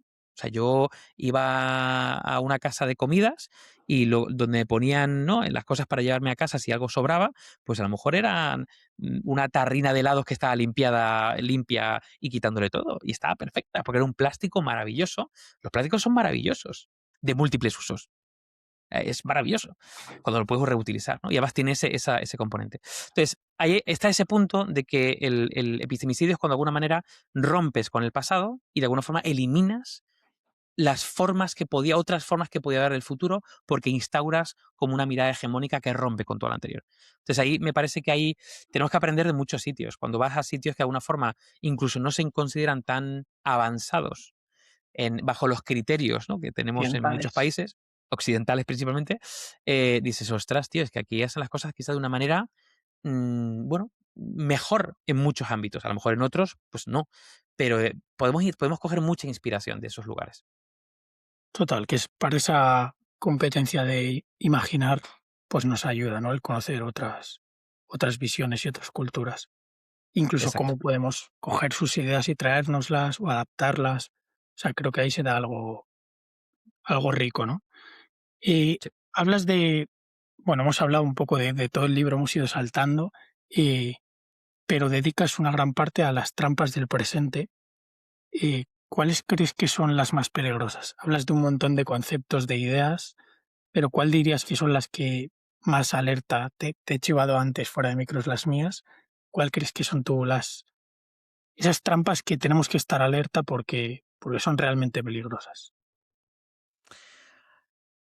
Es una buenísima pregunta. A ver, bueno, las tuyas me las guardo para el final, Vale, o las puedes, o las sacas tú y las metemos como pregunta. Hay una de ellas que sí que la sacaría, pero la dejo para el final. Em, a ver, claro, yo diría que hay como diferentes niveles de trampa. Yo creo que hay una trampa, digamos, hay trampas personales, hay trampas nuestras, trampas que de alguna forma nuestra mente juega, en forma de sesgos cognitivos, en forma de aversiones, en forma de miedos, de prejuicios. Entonces hay trampas ahí que nos llevan, digamos, a no poder imaginar futuros porque de alguna forma estamos totalmente condicionados o sin salir de nuestra propia burbuja mental. Entonces, los sesgos juegan un factor fundamental, ¿vale? Por ejemplo, un sesgo como puede ser el sesgo de confirmación. De alguna forma solamente buscamos aquellas cosas que confirmen lo que pensamos. Mezclado con otra cosa que es la burbuja algorítmica, ya es la rebomba. Es decir, ya no okey. vamos a salir de ese bucle. Ni de nuestro bucle mental, ni del bucle algorítmico. Entonces te das cuenta que de repente pues tienes una imagen totalmente distorsionada de ciertos temas. Y cuando sales de tu burbuja algorítmica y te vas a otro sitio con gente que piensa de manera diferente, dices, hostia, que esto no era así. O sea, o esto era parte así, pero no del todo, ¿no? Entonces, hay algo ahí que hay una trampa brutal, no solamente con no imaginar el futuro, sino con imaginarlo de una cierta manera predeterminada por nuestros propios sesgos, creencias y fomentado por una burbuja algorítmica. Y hay un punto fundamental. Creo que también hay otro trampa, digamos, también muy vinculada con la persona, pero en este caso hay mimbres a nuestro alrededor que nos condicionan, que tiene que ver con la gratificación instantánea, lo que tiene que ver con el cortoplacismo, básicamente, em, y con alguna manera algo que yo creo que está ocurriendo en el presente, que es que cada vez más nos estamos acostumbrando a no pensar. Y cuando digo no pensar es no hacer el gasto energético mental que requiere pensar. Y cada vez veo más y más actividades que requieren pensar, que requieren pararte literalmente a reflexionar, ¿no? Pensamiento crítico, por ejemplo, sobre ciertas cosas y no lo hacemos. Y no lo hacemos por un lado, por la velocidad a la que va todo, aunque también yo creo que hay una cierta ilusión, es decir, hay momentos en los que se puede parar, lo que pasa es que estamos con esa ilusión de la carrera de la rata. Por otro lado, digamos, los juegos dopamínicos, ¿no? De esto de gratificación instantánea, que estamos reentrenando el cerebro para que de alguna forma lo busquemos de manera casi inmediata, por lo tanto, lo otro nos cuesta más hacerlo. Y encima ahora, con el tema de la inteligencia artificial, que de alguna manera es como una excusa perfecta para delegar cognitivamente procesos completos de pensamiento. Yo creo que hay una trampa espectacular en esa combinatoria de factores que hace literalmente que nos cueste, ya nos cuesta imaginar el futuro, ¿vale? Un futuro o futuros, nos cuesta ya pensar en el medio plazo, pero es que ya es más todavía, es que ya nos cuesta pensar. Ya como que nos vamos a convertir en una especie como de animal reactivo a los estímulos de alrededor y no planificador o proactivo, que es donde deberíamos estar. No, total, que es un cóctel que nos atrapa, te diría que en el presente. Exacto, exactamente. Y luego, bueno, por ejemplo, pues hay otra cosa que hablo en el libro, que es pues, la modernidad líquida, y de alguna manera, pues yo qué sé, pues antes era. Yo siempre digo que vivimos en la época más compleja de la historia, porque yo defino complejidad, ¿no? Como, bueno, complejidad viene de complexus, ¿no? De enlazar, por lo tanto, algo complejo es un sistema, ¿no? Algo que está conectado, algo que está enlazado. Vivimos en la época más compleja de la historia porque vivimos en la época más conectada de la historia, ¿no? Y eso mete un factor de complejidad muy grande. Entonces, ahí hay otro factor importante que tiene mucho que ver con, pues, la infoxicación, la cantidad de información que nos llega, la imposibilidad de procesar esa información. Entonces, bueno, eso conecta, por ejemplo, con la sociedad del cansancio. Estamos reventados, estamos cansados ya. No estamos preparados para este nivel de estímulos, pero por otro lado, para la modernidad líquida, ¿no? Es decir, las grandes instituciones o pilares que estructuraban nuestra sociedad y que tú decías, bueno, yo voy a tomar esta decisión porque sé que en el futuro va a seguir estando ahí, pues parece que poco a poco bueno, hay muchas ideas que ya no están o se tambalean o que de alguna forma la propia dinámica del cambio nos lleva a seguir cambiando más o mejor dicho, a darle mayor valor a lo que cambia y no a lo que permanece. Entonces ahí también hay otra trampa muy, muy interesante que nos lleva básicamente a estar en modo reactivo, al modo de cambio y menos en el modo de, oye, ¿qué cosas puedo construir? Que de alguna manera incluso me trasciendan, ¿no? Había mucho pensamiento trascendental, ¿no? En la época, yo qué sé, en la época medieval, ¿no? La gente hacía cosas que trascendían hasta 4 o 5 generaciones y ahora no, ahora es todo presente y todo es, digamos, muy, eh, como muy efímero, ¿no? Entonces yo creo que hay otra trampa bastante interesante vinculada con eso. Total. Ah, bueno, y luego la que tú decías antes fuera de cámara, que me la guardo para el final, que es el tema de la hipernormalización, ¿no? Que es un término que, bueno, tuvo su contexto, o sea, se acuña específicamente en un contexto que tenía que ver con la Unión Soviética y que tenía que ver con un ámbito muy específico, pero de alguna manera yo creo que apela ya al mundo entero, que es básicamente cuando normalizamos cosas que no deberían ser normales, por ejemplo, en el ámbito político, o en el ámbito económico, o en el ámbito del consumo, o en el ámbito legislativo, ¿no? Pero lo normalizamos básicamente porque de alguna forma lo aceptamos, porque de alguna forma lo vemos de tal manera que no podemos hacer nada al respecto. De alguna manera todo el mundo se está comportando como si fuera normal, cuando tú lo aceptas como normal y de alguna manera se instaura como normalidad. Yo hay muchos casos que tienen que ver con como con la ventana de Overton, ¿no? De cosas que decías que esto no es normal y de alguna forma se vuelven normales por de alguna manera porque mueves la ventana de Overton y la estresas, ¿no? Por la cultura, por los medios de comunicación, por lo que te llega, tú obviamente lo normalizas, lo aceptas, ¿no?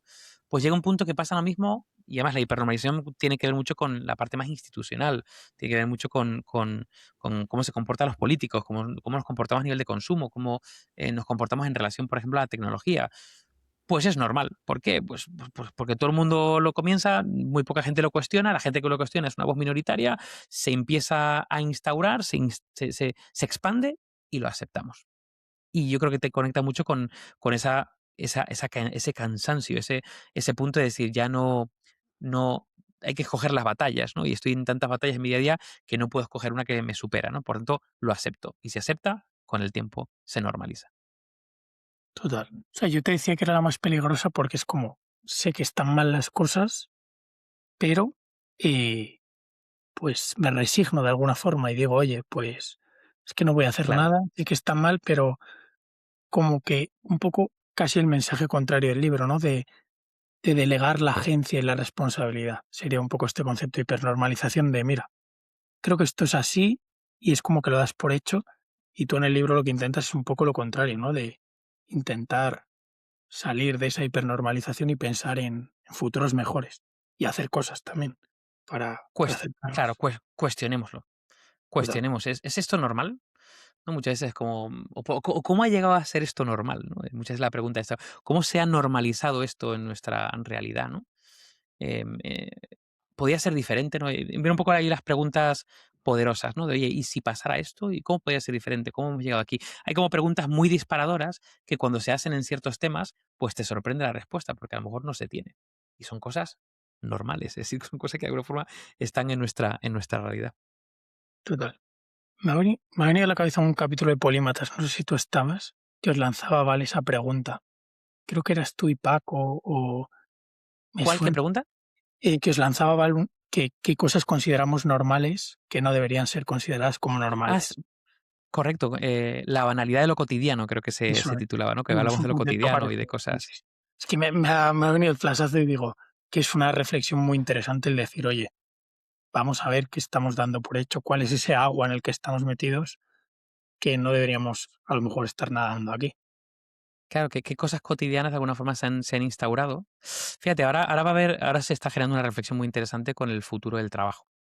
Y hay autores que empiezan a publicar cosas relacionadas con, oye, si en un futuro, pues, el trabajo se replantea a todos los efectos, porque de alguna forma la tecnología empieza a tener una mayor penetración y hay un montón ya no un conjunto de tareas en una industria concreta, sino un montón de tareas de manera transversal que se empiezan a automatizar o que empiezan a cambiar de tal manera o no hay suficiente para el volumen mundial. Entonces, bueno, hay unas reflexiones que, bueno, pues surgirán otros trabajos, todo se equilibrará, ¿no? Hay muchas reflexiones, pero hay otros que dicen, mira, el futuro se tiene que replantear el trabajo, concepto de trabajo, y eso hace que se replantee, por ejemplo, el concepto de contrato social, y el concepto de mm, yo para vivir tengo que ganar un salario y para ganar un salario tengo que trabajar, ¿no? Entonces hay gente que se replantea y dice, oye, ¿y esto por qué es así? Algunas lo hemos pensado, ¿por qué es así? ¿Por qué tengo que de alguna manera ganar un salario para vivir, ¿no? Y muchos dirán, bueno, pues al final es el sistema en el que vivimos, ¿no? Que se ha ido montando durante mucho tiempo y tal. Bueno, pero ¿podría ser diferente? ¿Cómo sería diferente? ¿No? Y volvemos otra vez a la frase que decías antes de es más sencillo imaginar el final del mundo que el fin del capitalismo, porque es el sistema operativo en el que vivimos. Pero de alguna manera hemos normalizado ciertas cosas. Decir, no, es que esto es así. ¿Por qué? Porque siempre ha sido así. Y estas son las leyes que siempre han sido así. Y esta es la forma de actuar porque siempre ha sido así. Lo que pasa es que históricamente también se ha visto que hay muchas cosas que se han replanteado y se han cambiado y se han reestructurado. Quizá a lo mejor no como sistema operativo en el que vivimos, pero hay muchos pilares que están muy consolidados.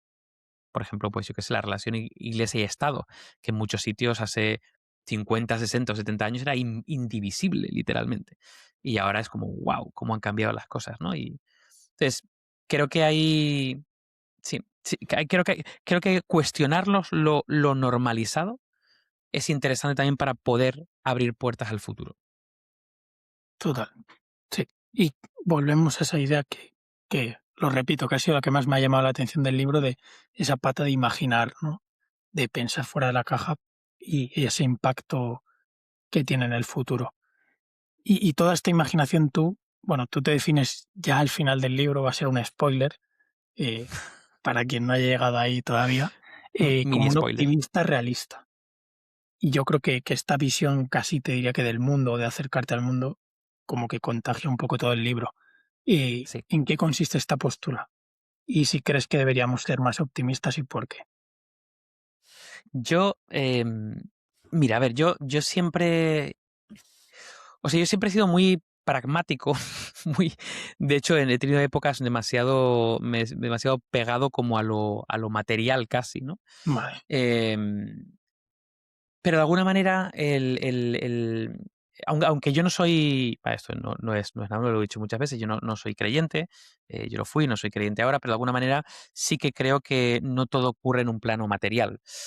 Creo que todo lo que ocurre tiene una base material, pero ocurren cosas no materiales, ¿vale? Que es donde muchas veces ocurren, digamos, las grandes tomas de decisiones, los grandes cambios, los momentos ¿sabes? De se te cae la ficha y cambias de mirada. Ocurren, digamos, desde un punto de vista biológico en algo material, porque ocurre en tu cabeza o hay diferentes sustancias que ocurren, hay muchas cosas, pero tiene que ver con un montón de conjunciones que no son materiales. Una idea, una conversación de una persona que no es material, aunque de nuevo tiene una base material, son ondas en el aire, pero de alguna manera ese contenido no es material, es lo que realmente mueve, es lo que realmente moviliza a la gente.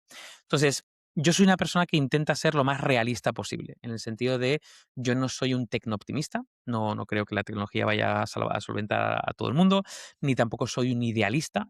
Es decir, no me considero una persona que abandera algo y lo coge hasta el final y dice esto, ¿no? Sino que de alguna forma yo me siento que estoy muy pegado a la realidad. Estoy muy pegado a las cosas que ocurren, me encanta mm, observar la realidad, hablar con un montón de gente, contrastar puntos de vista. Me encanta la complejidad desde ese prisma, de intentar abrazar aristas, matices. O sea, me encanta eso porque creo que es donde está la clave. ¿Qué ocurre? Que si yo me centro en eso y además vemos un poco ese diagnóstico del presente y las trampas del presente y lo que está ocurriendo, pues mi tendencia natural va a ser pensar en algo muy negativo. Voy a ir a esa corriente negativista. Es decir, si yo me pego al presente y a lo realista, y por el sesgo de negatividad que tenemos y por un montón de factores que están ocurriendo, me voy a ir a lo súper negativo. Me voy a ir a la lucha y a lo negativo. ¿Qué ocurre? Que creo que la valentía a día de hoy, y casi como el ejercicio disruptivo, es pensar en positivo. Y todo lo que está ocurriendo alrededor, de alguna manera corrobora, y hay cosas muy positivas que están ocurriendo. Lo que pasa es que lo negativo, todo lo negativo que está ocurriendo, de alguna forma lo mancha, lo inunda, ¿no? Lo oculta todo. También mira, otra trampa del presente. Digamos que vivimos en el mundo del clickbait y del sesgo de la negatividad, y las cosas que noticias o publicaciones que premian son las negativas. Entonces todo se llena de una capa negativa, ¿no? Entonces ya estamos en la negatividad. Claro, yo quiero combatir contra eso. Yo quiero que seamos optimistas, pero no optimistas desde... Y fíjate, te iba a decir desde la esperanza. La esperanza es una palabra rara, ¿vale? Yo he estado peleada con la esperanza ¿vale? porque muchas veces tiene que ver con esperar, ¿no? Es decir, muchas veces lo tenía que ver con una palabra, con una acción pasiva, ¿no? La esperanza de alguna forma es esperar, ¿no? O creer que algo va a ocurrir, ¿no? Alguna vez, pero lo sentía muy pasiva. Y fíjate, leyendo con diferentes lecturas le he visto matices a la esperanza Vale. que no tiene que ver tanto con la pasividad, sino con mantener la apertura de puertas abiertas, ¿no? Sobre que algo podría ocurrir, por lo tanto conecta también con el futuro. Entonces, todo esto para decir que optimista realista para mí es una combinación que yo me siento cómoda con ella. Es decir, no voy a ser un optimista naif de decir, pues sí, pues esperamos a que esto ocurra y todo va a ir bien. No, no, no va a ir bien si no lo imaginamos, si no impulsamos, si no nos lo ocurramos, pero tenemos que hacerlo, tenemos que creer que es posible, porque si no creemos que es posible, apagamos, montamos una fiesta de fin del mundo y ya está, y a vivir, ¿no? Los últimos días. Pero tampoco podemos ser súper hiperrealistas, porque si nos pegamos en el presente, pues nos volvemos un Byung-Chul Han. Y todo es un desastre y nos vamos al garete y no hay forma de... Entonces, creo que obteniendo, ¿no? Al igual que tenemos la ciencia ficción, pues tenemos de alguna forma el optimismo realista, ¿no? Es decir, tenemos que ser optimistas con el futuro, pero tenemos que entender que ese futuro encaja en unas creencias del presente, en unas formas del presente que tenemos que hackearlas, impulsarlas, movilizarlas. Y eso yo creo que es una combinación, por lo menos es lo donde yo me siento cómodo con esta, no sé, con este, no sé llamarlo pensamiento o corriente o postura, con esta postura sobre el presente y el futuro. Sí, yo diría que es más una forma de acercarse al mundo, ¿no? Y a pensar sobre el mundo. Y Sí, creo que es interesante y es la... O sea, hablabas antes de que eras muy pragmático. Yo pienso que esta es la postura más pragmática. O sea, si queremos vivir en un mundo mejor, lo mejor es eh, hacer todo lo posible porque el mundo del mañana sea mejor, ¿no? sea mejor. Sí. Entonces creo Bueno, que mira, hay varios libros ahí una cosa que has dicho, ¿no? Me ha resonado como al libro de William McCaskey, Lo que le demos al futuro, que es un libro también muy, muy interesante. A ver, él es un tío muy, muy técnico y muy pegado a números, y hay muchos datos en el libro y demás. Quizá por eso lo encontré menos inspirador, pero la base fundamental es que estamos en un momento, él lo que dice básicamente es que pocas generaciones en toda la historia habían tenido tanto poder, en el sentido de que las decisiones de ahora cuánto pueden significar en el futuro, ¿no? Es decir, con lo conectado que estamos a día de hoy, decisiones y eso, narrativas, visiones de futuro se expanden de manera tan rápida y pueden tener una influencia tan grande que no imaginamos, que tenemos casi esa responsabilidad, ¿no? No pensando solo en nosotros, sino todo lo que está por venir, ¿no? Todas las nuevas generaciones que están por venir. Entonces, ahí hay algo también yo creo que muy bonito, que conecta también con el concepto de ser un buen ancestro, ¿no? Que esto es otro libro también muy interesante. Buen antepasado, lo han traducido. Un buen antepasado, buen ancestro es literalmente cuando tú piensas no solamente en ti o en tu presente o en el futuro, digamos, de tu propia línea vital, de tu vida, sino que de alguna manera piensas en lo que está por venir, ¿no? Las nuevas generaciones, intentar dejar el mundo mejor para nuevas generaciones, ¿no? Y en algunos casos, pues ves que sí. Por ejemplo, pues yo qué sé, el índice de acceso ¿no? a temas de salud o temas sanitarios o las mortalidades infantiles que han descendido en picado. Ojalá, que no lo sé, está todo por ver, pero ojalá que los países en democracia, con respecto a los que no, pero bueno, va a haber un backlash ahí. Pero en el esperemos que sí. fondo, Esperemos que esperemos, no. esperemos que sí, espero que sí, A que no a haya ver cómo más. se... Exacto, que también hay chicha por ese tema. Pero de alguna manera también hay otros indicadores que son muy negativos, ¿vale? Como por ejemplo todo lo que tiene que ver con indicadores de sostenibilidad, todos los indicadores que tienen que ver con el aglutinamiento de poder o de riqueza, es decir, la concentración de poder y riqueza, las desigualdades, hay muchos indicadores que están bastante fastidiados, ¿no? Y entonces, bueno, yo creo que ese concepto de lo que le demos al futuro, del buen ancestro, buen antepasado, es una mirada y un concepto que tendríamos que cultivar más. Y creo que esta línea, ¿no? De pensamiento, de diseño de futuros, de perspectiva, creo que puede nutrir mucho esa parte. No, total. Y lo que me gusta también, y ahora pasamos a unas preguntas un poco más de cierre, es que tu visión optimista no es tanto qué bien estamos en el presente, que bueno, en el libro te centras más en la parte negativa del Sí, presente, ¿no? Pero porque es la que, digamos, que más nos paraliza o más nos limita para pensar en futuros mejores, sino decir, oye, quizá estamos mejor que nunca, que puede ser las ideas de un Pinker o un Rosling, pero es que todavía tenemos retos, todavía cosas. O sea, en el libro mencionas muchos retos, ha salido la conversación, por ejemplo, la sociedad del cansancio, ¿no? O sea, nuevos sí, retos que a lo mejor nuestros antepasados no tenían, que nosotros sí, y que no tenemos por qué normalizarlos. Que mañana correcto. podríamos acabar con siendo la sociedad de la alegría, me lo invento. No, no tiene tanto punch, pero bueno, No tiene tanto catchy, pero ojalá, tío, a mí me apetece mucho más esa. sí, a mí también, pero no sé si vendería tantos libros. Es exactamente, correcto. Mira, esa es otra cosa que tendríamos que intentar cambiar. El normalizar lo negativo, tío. Hemos entrado en una especie de espiral absoluta de lo negativo, que cuando hay algo positivo y bonito que sale y que tiene peso, todo el mundo flipa. Yo recuerdo perfectamente la publicación anual que hace Kiko Llaneras de las noticias más, ¿no? más positivas o mejores o las cosas que han progresado más este año en positivo, y lo peta masivamente. Y es que la gente está deseando leer eso. ¿Qué ocurre? Que pues en nuestro día a día nos fijamos más en lo negativo, pero joder, habría un proyecto muy bonito de cómo revertir eso, cómo intentar conseguir que las imágenes positivas del futuro y que las noticias positivas en el presente movilicen más que lo negativo. Y yo creo que estamos llegando también a un punto de hartazgo, tío. Un punto de Sí. ya no veo la tele, ya no veo las noticias, ya no veo nada. O sea que puede ser que haya una oportunidad ahí de cambiar, ¿no? Normalizar otras cosas. Sí, yo creo que poco a poco, Kiko, que también estuvo por aquí, tu propio libro, o sea, que están saliendo iniciativas y, a ver, al final estamos en un nicho, pero creo que se puede expandir. O sea, que hay que seguir ahí Ojalá, picando ojalá. piedra. Vale, pues vamos con algunas preguntas un poco así que hago de cierre para todo el mundo, pero que creo que tus respuestas pueden ser muy interesantes. La primera, bueno, tú ya conoces el proyecto Aprendizaje Infinito, y hay una pregunta que me interesa mucho porque es una especie de ventana a cómo aprende el invitado, porque muchas veces no sabemos la teoría de cómo aprendemos y la evidencia y demás, y hemos leído a Héctor Ruiz todos, pero luego vamos desarrollando pues nuestras técnicas, nuestras manías, nuestras cositas, y siempre como que es Sí. inspirador, ¿no? Escuchar cómo aprenden otras personas. Así que, ¿cómo aprendes tú en tu día a día y qué cambios has hecho recientemente? Hemos comentado también el tema de la IA, no sé si la has incorporado, si no, Lo incorporaba a saco.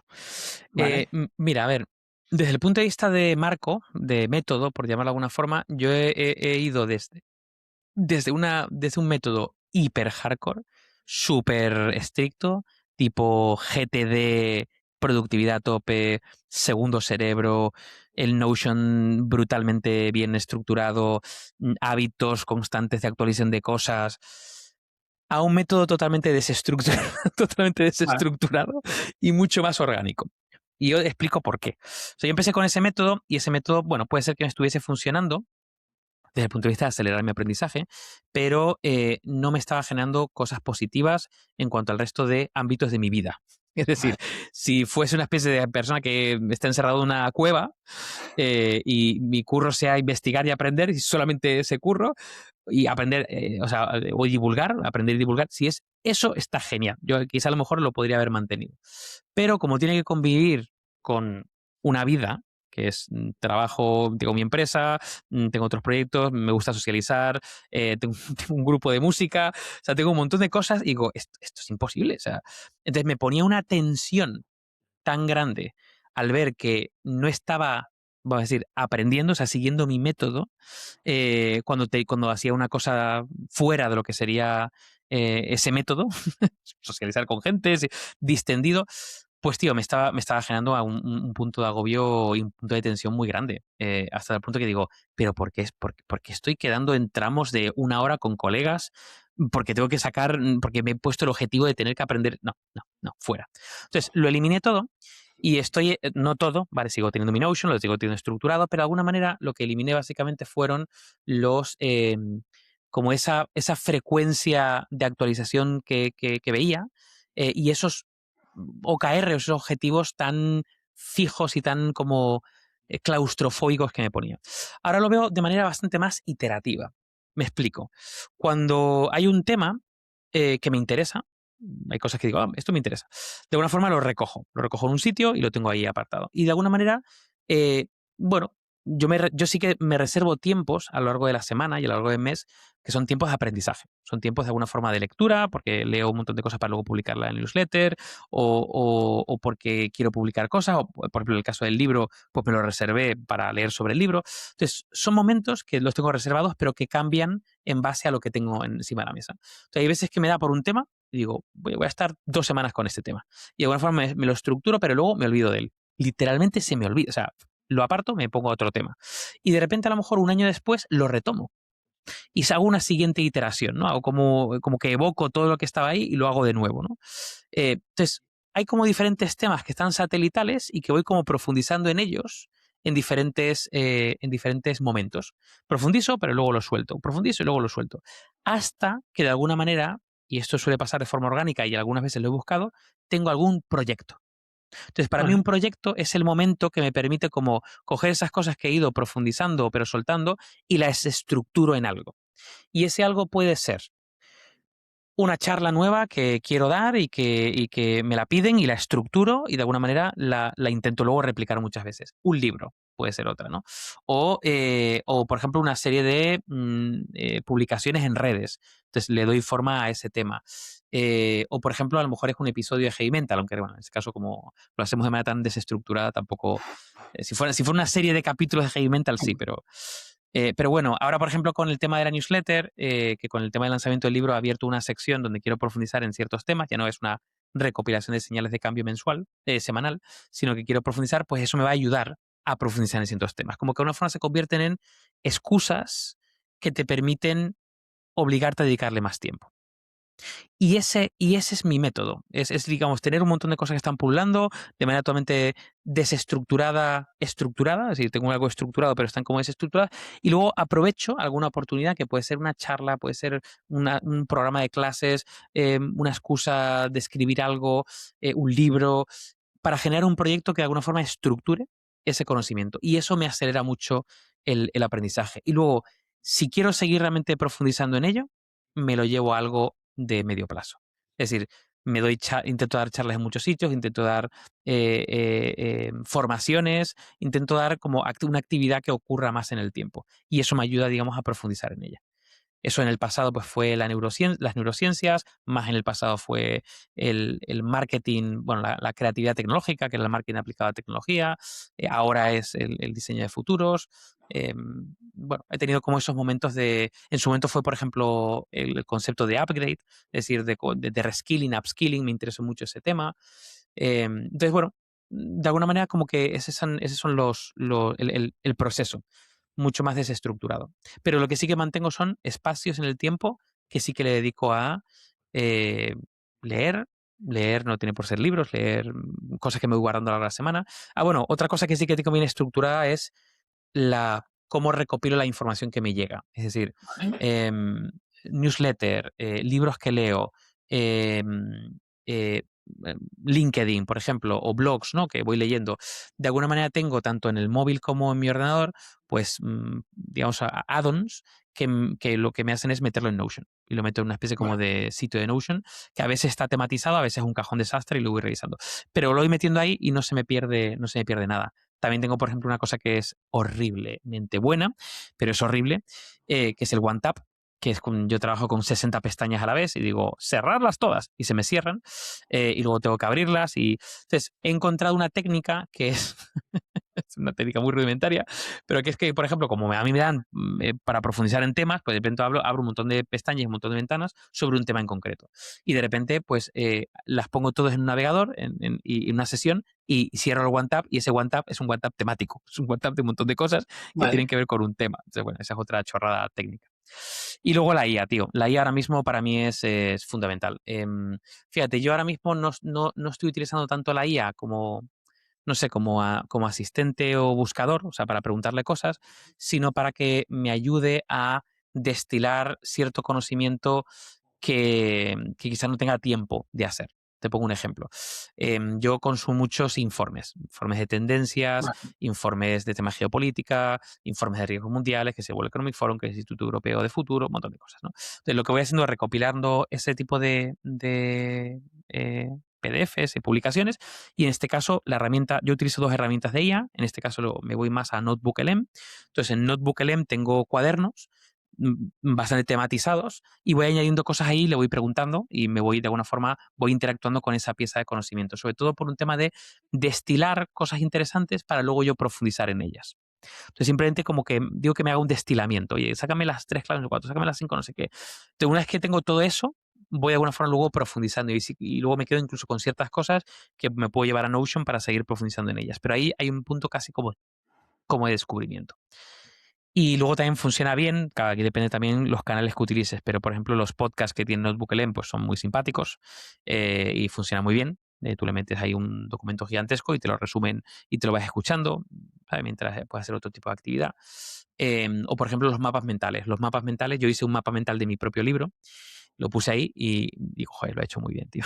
me, los, me lo estructuro en los 3 bloques, no sé cuánto, las ideas.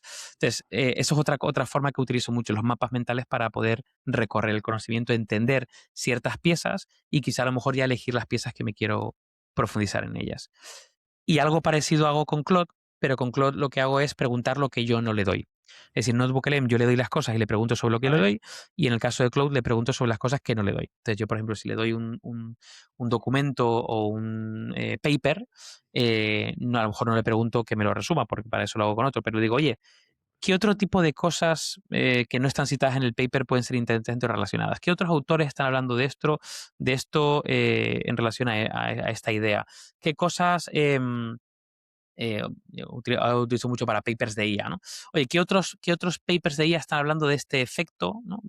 Por ejemplo, cognitive downloading, ¿no?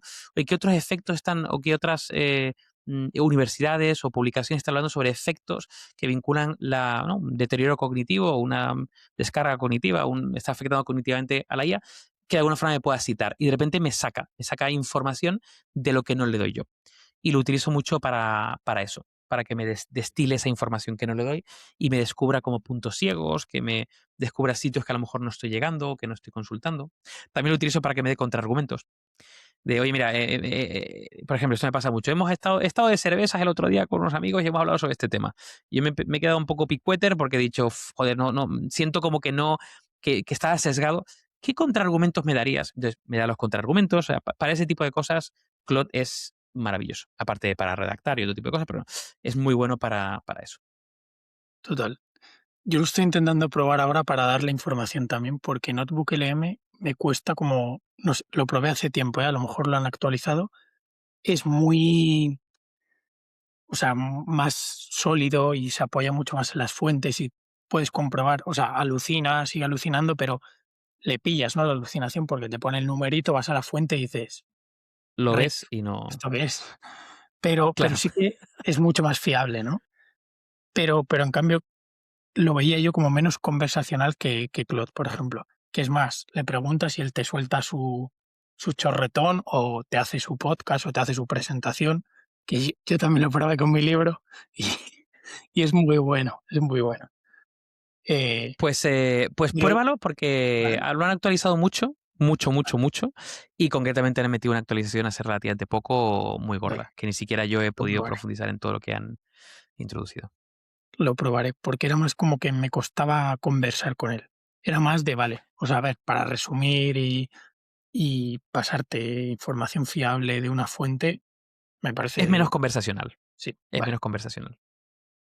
Bueno, pero lo probaré, lo probaré. Yo estoy intentando ahora como mezclar las 2 cosas y crear como una especie de RAG, por así decirlo, de darle información, darle libros que los convierta a MDs para que el propio Claude con Cowork los manipule de forma más Los manipulé. eficiente y ya conversar con él.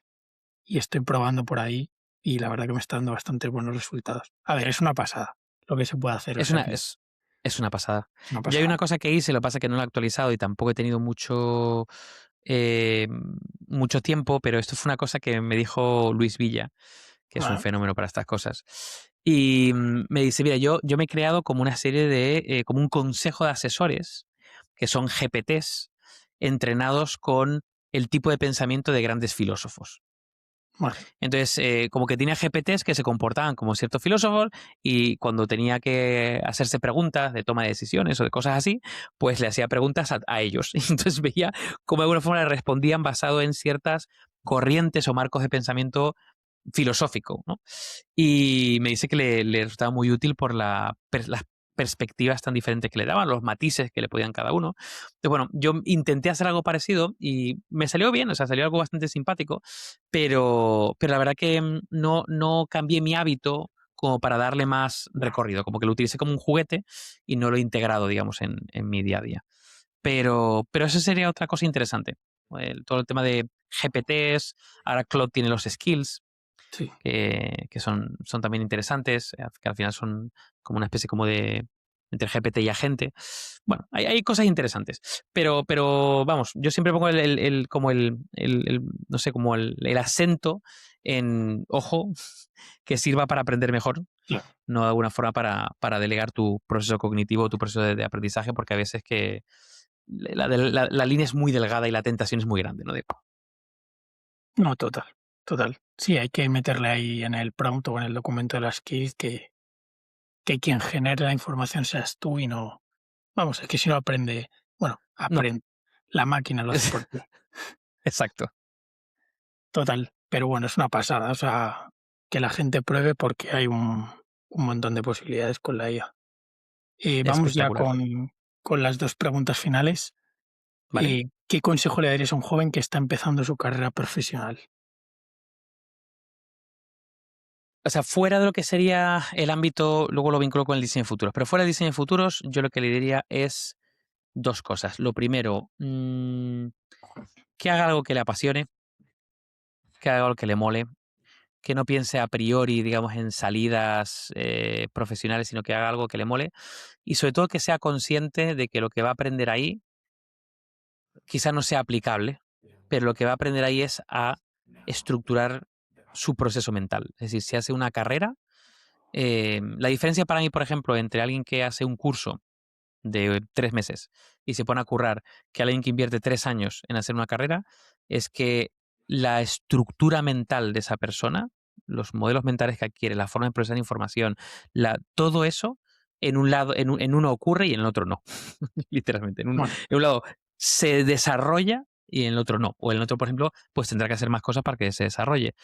Pero para mí las carreras, o sea, para mí invertir 3 años de tu vida, o 5, o 4, o 5, si te haces un posgrado o lo que sea, pues más tiempo, en algo, me parece súper valioso en el tiempo en el que vivimos. Me parece súper valioso. Yo, de hecho, hubiera invertido más. Yo empecé a trabajar ya en el verano de segundo de carrera y estuve toda la carrera currando y a posteriori yo quizá a lo mejor no me hubiera puesto a currar tan pronto. Entonces, algo que te mole, algo que te apasione, sin preocuparte mucho en las salidas y ser consciente de no obsesionarse con que esto para qué demonios lo aprendo si esto nunca lo voy a aplicar. Bueno, pero el hecho de enfrentarte a algo y tener que aprender y tener que ponerlo en práctica y yo creo que es una parte que estructura mentalmente tu cerebro. Entonces, para mí, y además en la época en la que lo haces, en joven universitario, es decir, tu cerebro está en ese momento perfecto para generar autopistas neuronales, o sea, es maravilloso.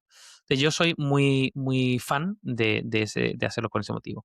Pero luego, no digo pero, y luego, porque pero anularía todo lo anterior, y luego, de alguna manera, ver cómo poder hibridar eso con otra cosa. Es decir, yo creo que vivimos una época maravillosa para hibridar conocimientos. Y me encanta ver carreras tipo derecho con especialización en IA o medicina con especialización en biotecnología. Bueno, pues intentar de alguna manera hacer algo que te apasione y que te flipe pero si no encuentras de primeras esa hibridación y a lo mejor, bueno, pues crees que es algo que puede ser que no tenga salidas de futuro, empezar a trabajar cómo poder hibridarlo con algo, porque vas a seguir teniendo tu core más esa hibridación con algo que sí que te puede dar una ventaja competitiva. Y para eso, diseño de futuros puede ser muy interesante. Es decir, aplicar diseño de futuros para el enfoque de carrera profesional. Ya no para elegir tu carrera, pero sí para cuando vayas empezando a recorrer esa carrera, tienes un montón de oportunidades para elegir caminos, un montón de oportunidades para especializarte, un montón de oportunidades para hibridar ese conocimiento con otras cosas. Pues a partir de ahí ya señales de cambio, tendencias, posibles escenarios y luego plan de acción son elementos maravillosos que te pueden ayudar mucho a escoger cuál puede ser ese camino. Total. Sí. Bueno, lo hablábamos al principio de la charla. Creo que es una herramienta súper útil para eso. Y vamos con la pregunta yo creo que más difícil después de lo extensa que es la bibliografía del libro. Ahora te tengo que pedir que te quedes solo con 3 libros y 3 pelis, porque la última pregunta es, ¿qué 3 libros y 3 películas han influido más en tu forma de ver el mundo? Solo 3, ¿eh? De cada. Solo 3. Maravilloso. Vale. Bueno, vamos a ver. Voy a decir pensando en la pregunta, evidentemente, no de manera random, pero pensando en la pregunta, los 3 primeros libros que se vienen a la mente. ¿Vale? Vale. El primer libro que se me vino a la mente fue el de Sapiens, de Harari.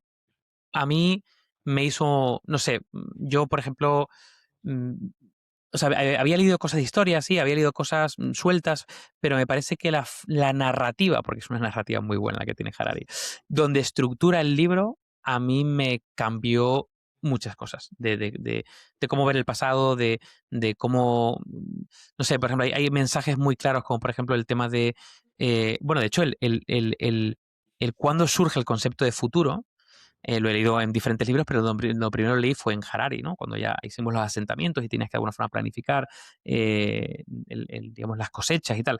Que luego he visto que no ha sido realmente así, que había otros componentes anteriores, pero bueno, son esos memes que se te quedan y que por lo menos te sirven para entender el mundo quizá de manera diferente y luego cuestionar cosas, profundizar en otras. Yo creo que sería el primero. El segundo probablemente sería el del cisne negro de Taleb. Justamente por cuando lo leí. O sea, yo lo leí en un momento donde, bueno, donde yo estaba pues empezando a comenzar con esto de innovación disruptiva y estaba muy obsesionado con certezas, con buscar certezas, con la certidumbre y con hacer cosas que durasen en el largo plazo. Yo venía además de un mundo pues muy marketingiano. Yo estaba buscando literalmente un mundo como de yo crear cosas que me trascendieran y de repente llega el cisne negro y me dio, me dio un viaje así a mano abierta, ¡zas! Un tortazo gigantesco. Y bueno, aparte de darme un montón de referencias y aparte de un montón bueno, de palabras, ¿no? Para expresar ciertas cosas, fue un libro que a mí me marcó mucho. Tengo que decir también que otros libros de Taleb me han marcado muchísimo después de él. Pero ese concretamente fue como el primero que me generó ahí como un punto de, de impacto, digamos. Y, y el tercero, a ver qué se me ocurre con el tercero. Estoy poniendo demasiado thinking y se me están ocurriendo muchos, pero.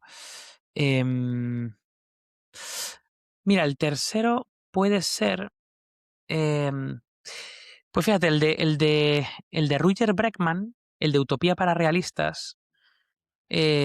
Ostras, se me están ocurriendo un montón más ahora. No, da igual.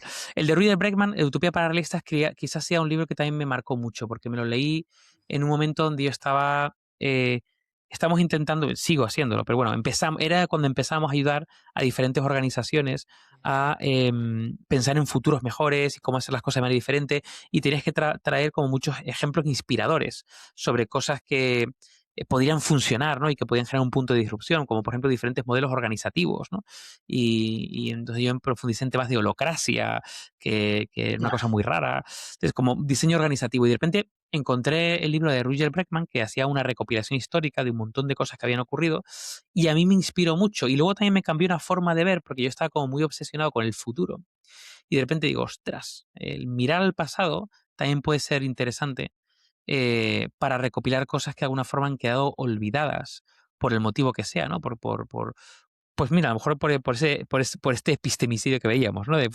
Cambia radicalmente pues un contexto político de un país y venían las cosas haciendo de una cierta manera y hay un punto de disrupción, se hacen de otra y se olvidan, ¿no? Que lo otro funcionaba. Sí, es por quedarme aquí vamos a decir esos 3 libros, aunque podía decir como Vale. 25.000. ¿Y pelis? Pelis. Bueno, a ver, probablemente no sé, más que peli, es una serie, pero probablemente una serie que me ha tocado de lleno e incluso ha sido de las que me ha motivado a estructurar esto de diseño de futuros y ha sido Black Mirror. A mí Black Mirror desde probablemente los 3 primeros episodios de la primera temporada he dicho, quiero hacer algo con esto, o sea, necesito hacer algo con este Ay, planteamiento. Me encanta la distopía de cercanía que plantea, me encantan las reflexiones. He puesto un montón de trocitos de capítulos de Black Mirror en clases y han despertado muchas más reflexiones que textos grandes que he enviado previamente. O sea, me parece algo totalmente espectacular. Entonces, Black Mirror sería una de ellas. Probablemente a mí me marcó muchísimo cuando era pequeño Blade Runner. Blade Runner fue una película que me marcó mucho. Iba a decir también Jurassic Park, porque quise ser el paleontólogo cuando era pequeño. Me marcó mucho Jurassic Park, pero bueno. Black Mirror. Blade Runner fue una película que me tocó muy de lleno, como que de alguna manera tocó una fibra en mí que dije yo, ostras, aquí hay algo, ¿no? Y probablemente sea de las primeras películas que me motivaron a profundizar en el mundo de la ciencia ficción. Entonces, por ejemplo, Black Mirror sería otra de ellas. Y la otra que se me ha ocurrido es la de Her. Her me parece mm, una auténtica maravilla, me parece muy poética, no me parece distópica, tiene sus puntos de distopía, pero me parece también que trabaja muy bien algo que me encanta, que es la ciencia ficción cercana en el tiempo. Como que hay un elemento disruptivo ficcionado, pero todo el resto de alguna forma te puedes sentir reflejado con ello. Ese es el tipo de ciencia ficción que a mí me gusta a mí. No me gusta tanto la posapocalíptica o la fantástica, sino me gusta ese tipo de ciencia ficción. Entonces, esas serían las 3 que yo diría así como de golpe que se me han venido así de lleno. pues nada, las dejaré todas en las notas del episodio y nada, algún mensaje, alguna idea para cerrar, que ya casi llevamos, bueno, no hemos llegado a las 2 horas, pero al Pero palo. casi. Pues mira, voy a cerrar con la frase que no cierra el libro, porque la que cierra el libro es una de Tolkien, que no voy a decir cuál es para que lo lean, pero de alguna manera hay una frase con la que cierro todas mis sesiones y es la que cierra, digamos, creo que el noveno capítulo del libro, o a la que lo abre, mejor dicho, que es que el futuro no se puede predecir, ¿no? Pero si hubiese una manera de predecir el futuro, la mejor manera sería crearlo. Entonces, ahí viene como ese punto también de no se puede predecir el futuro, pero tenemos que intentar encontrar fórmulas de intentar influir en el futuro de alguna manera, ¿no? Y sobre todo de los futuros que un colectivo amplio imagine que pueden ser positivos. Entonces, me quedo o lanzo esa frase al hiperespacio. Puedes encontrar todos los libros, películas y series mencionadas en los apuntes desde aprendizajeinfinito.com. Y además, los miembros tenéis acceso a mis notas personales del libro de David. Nos escuchamos en la siguiente.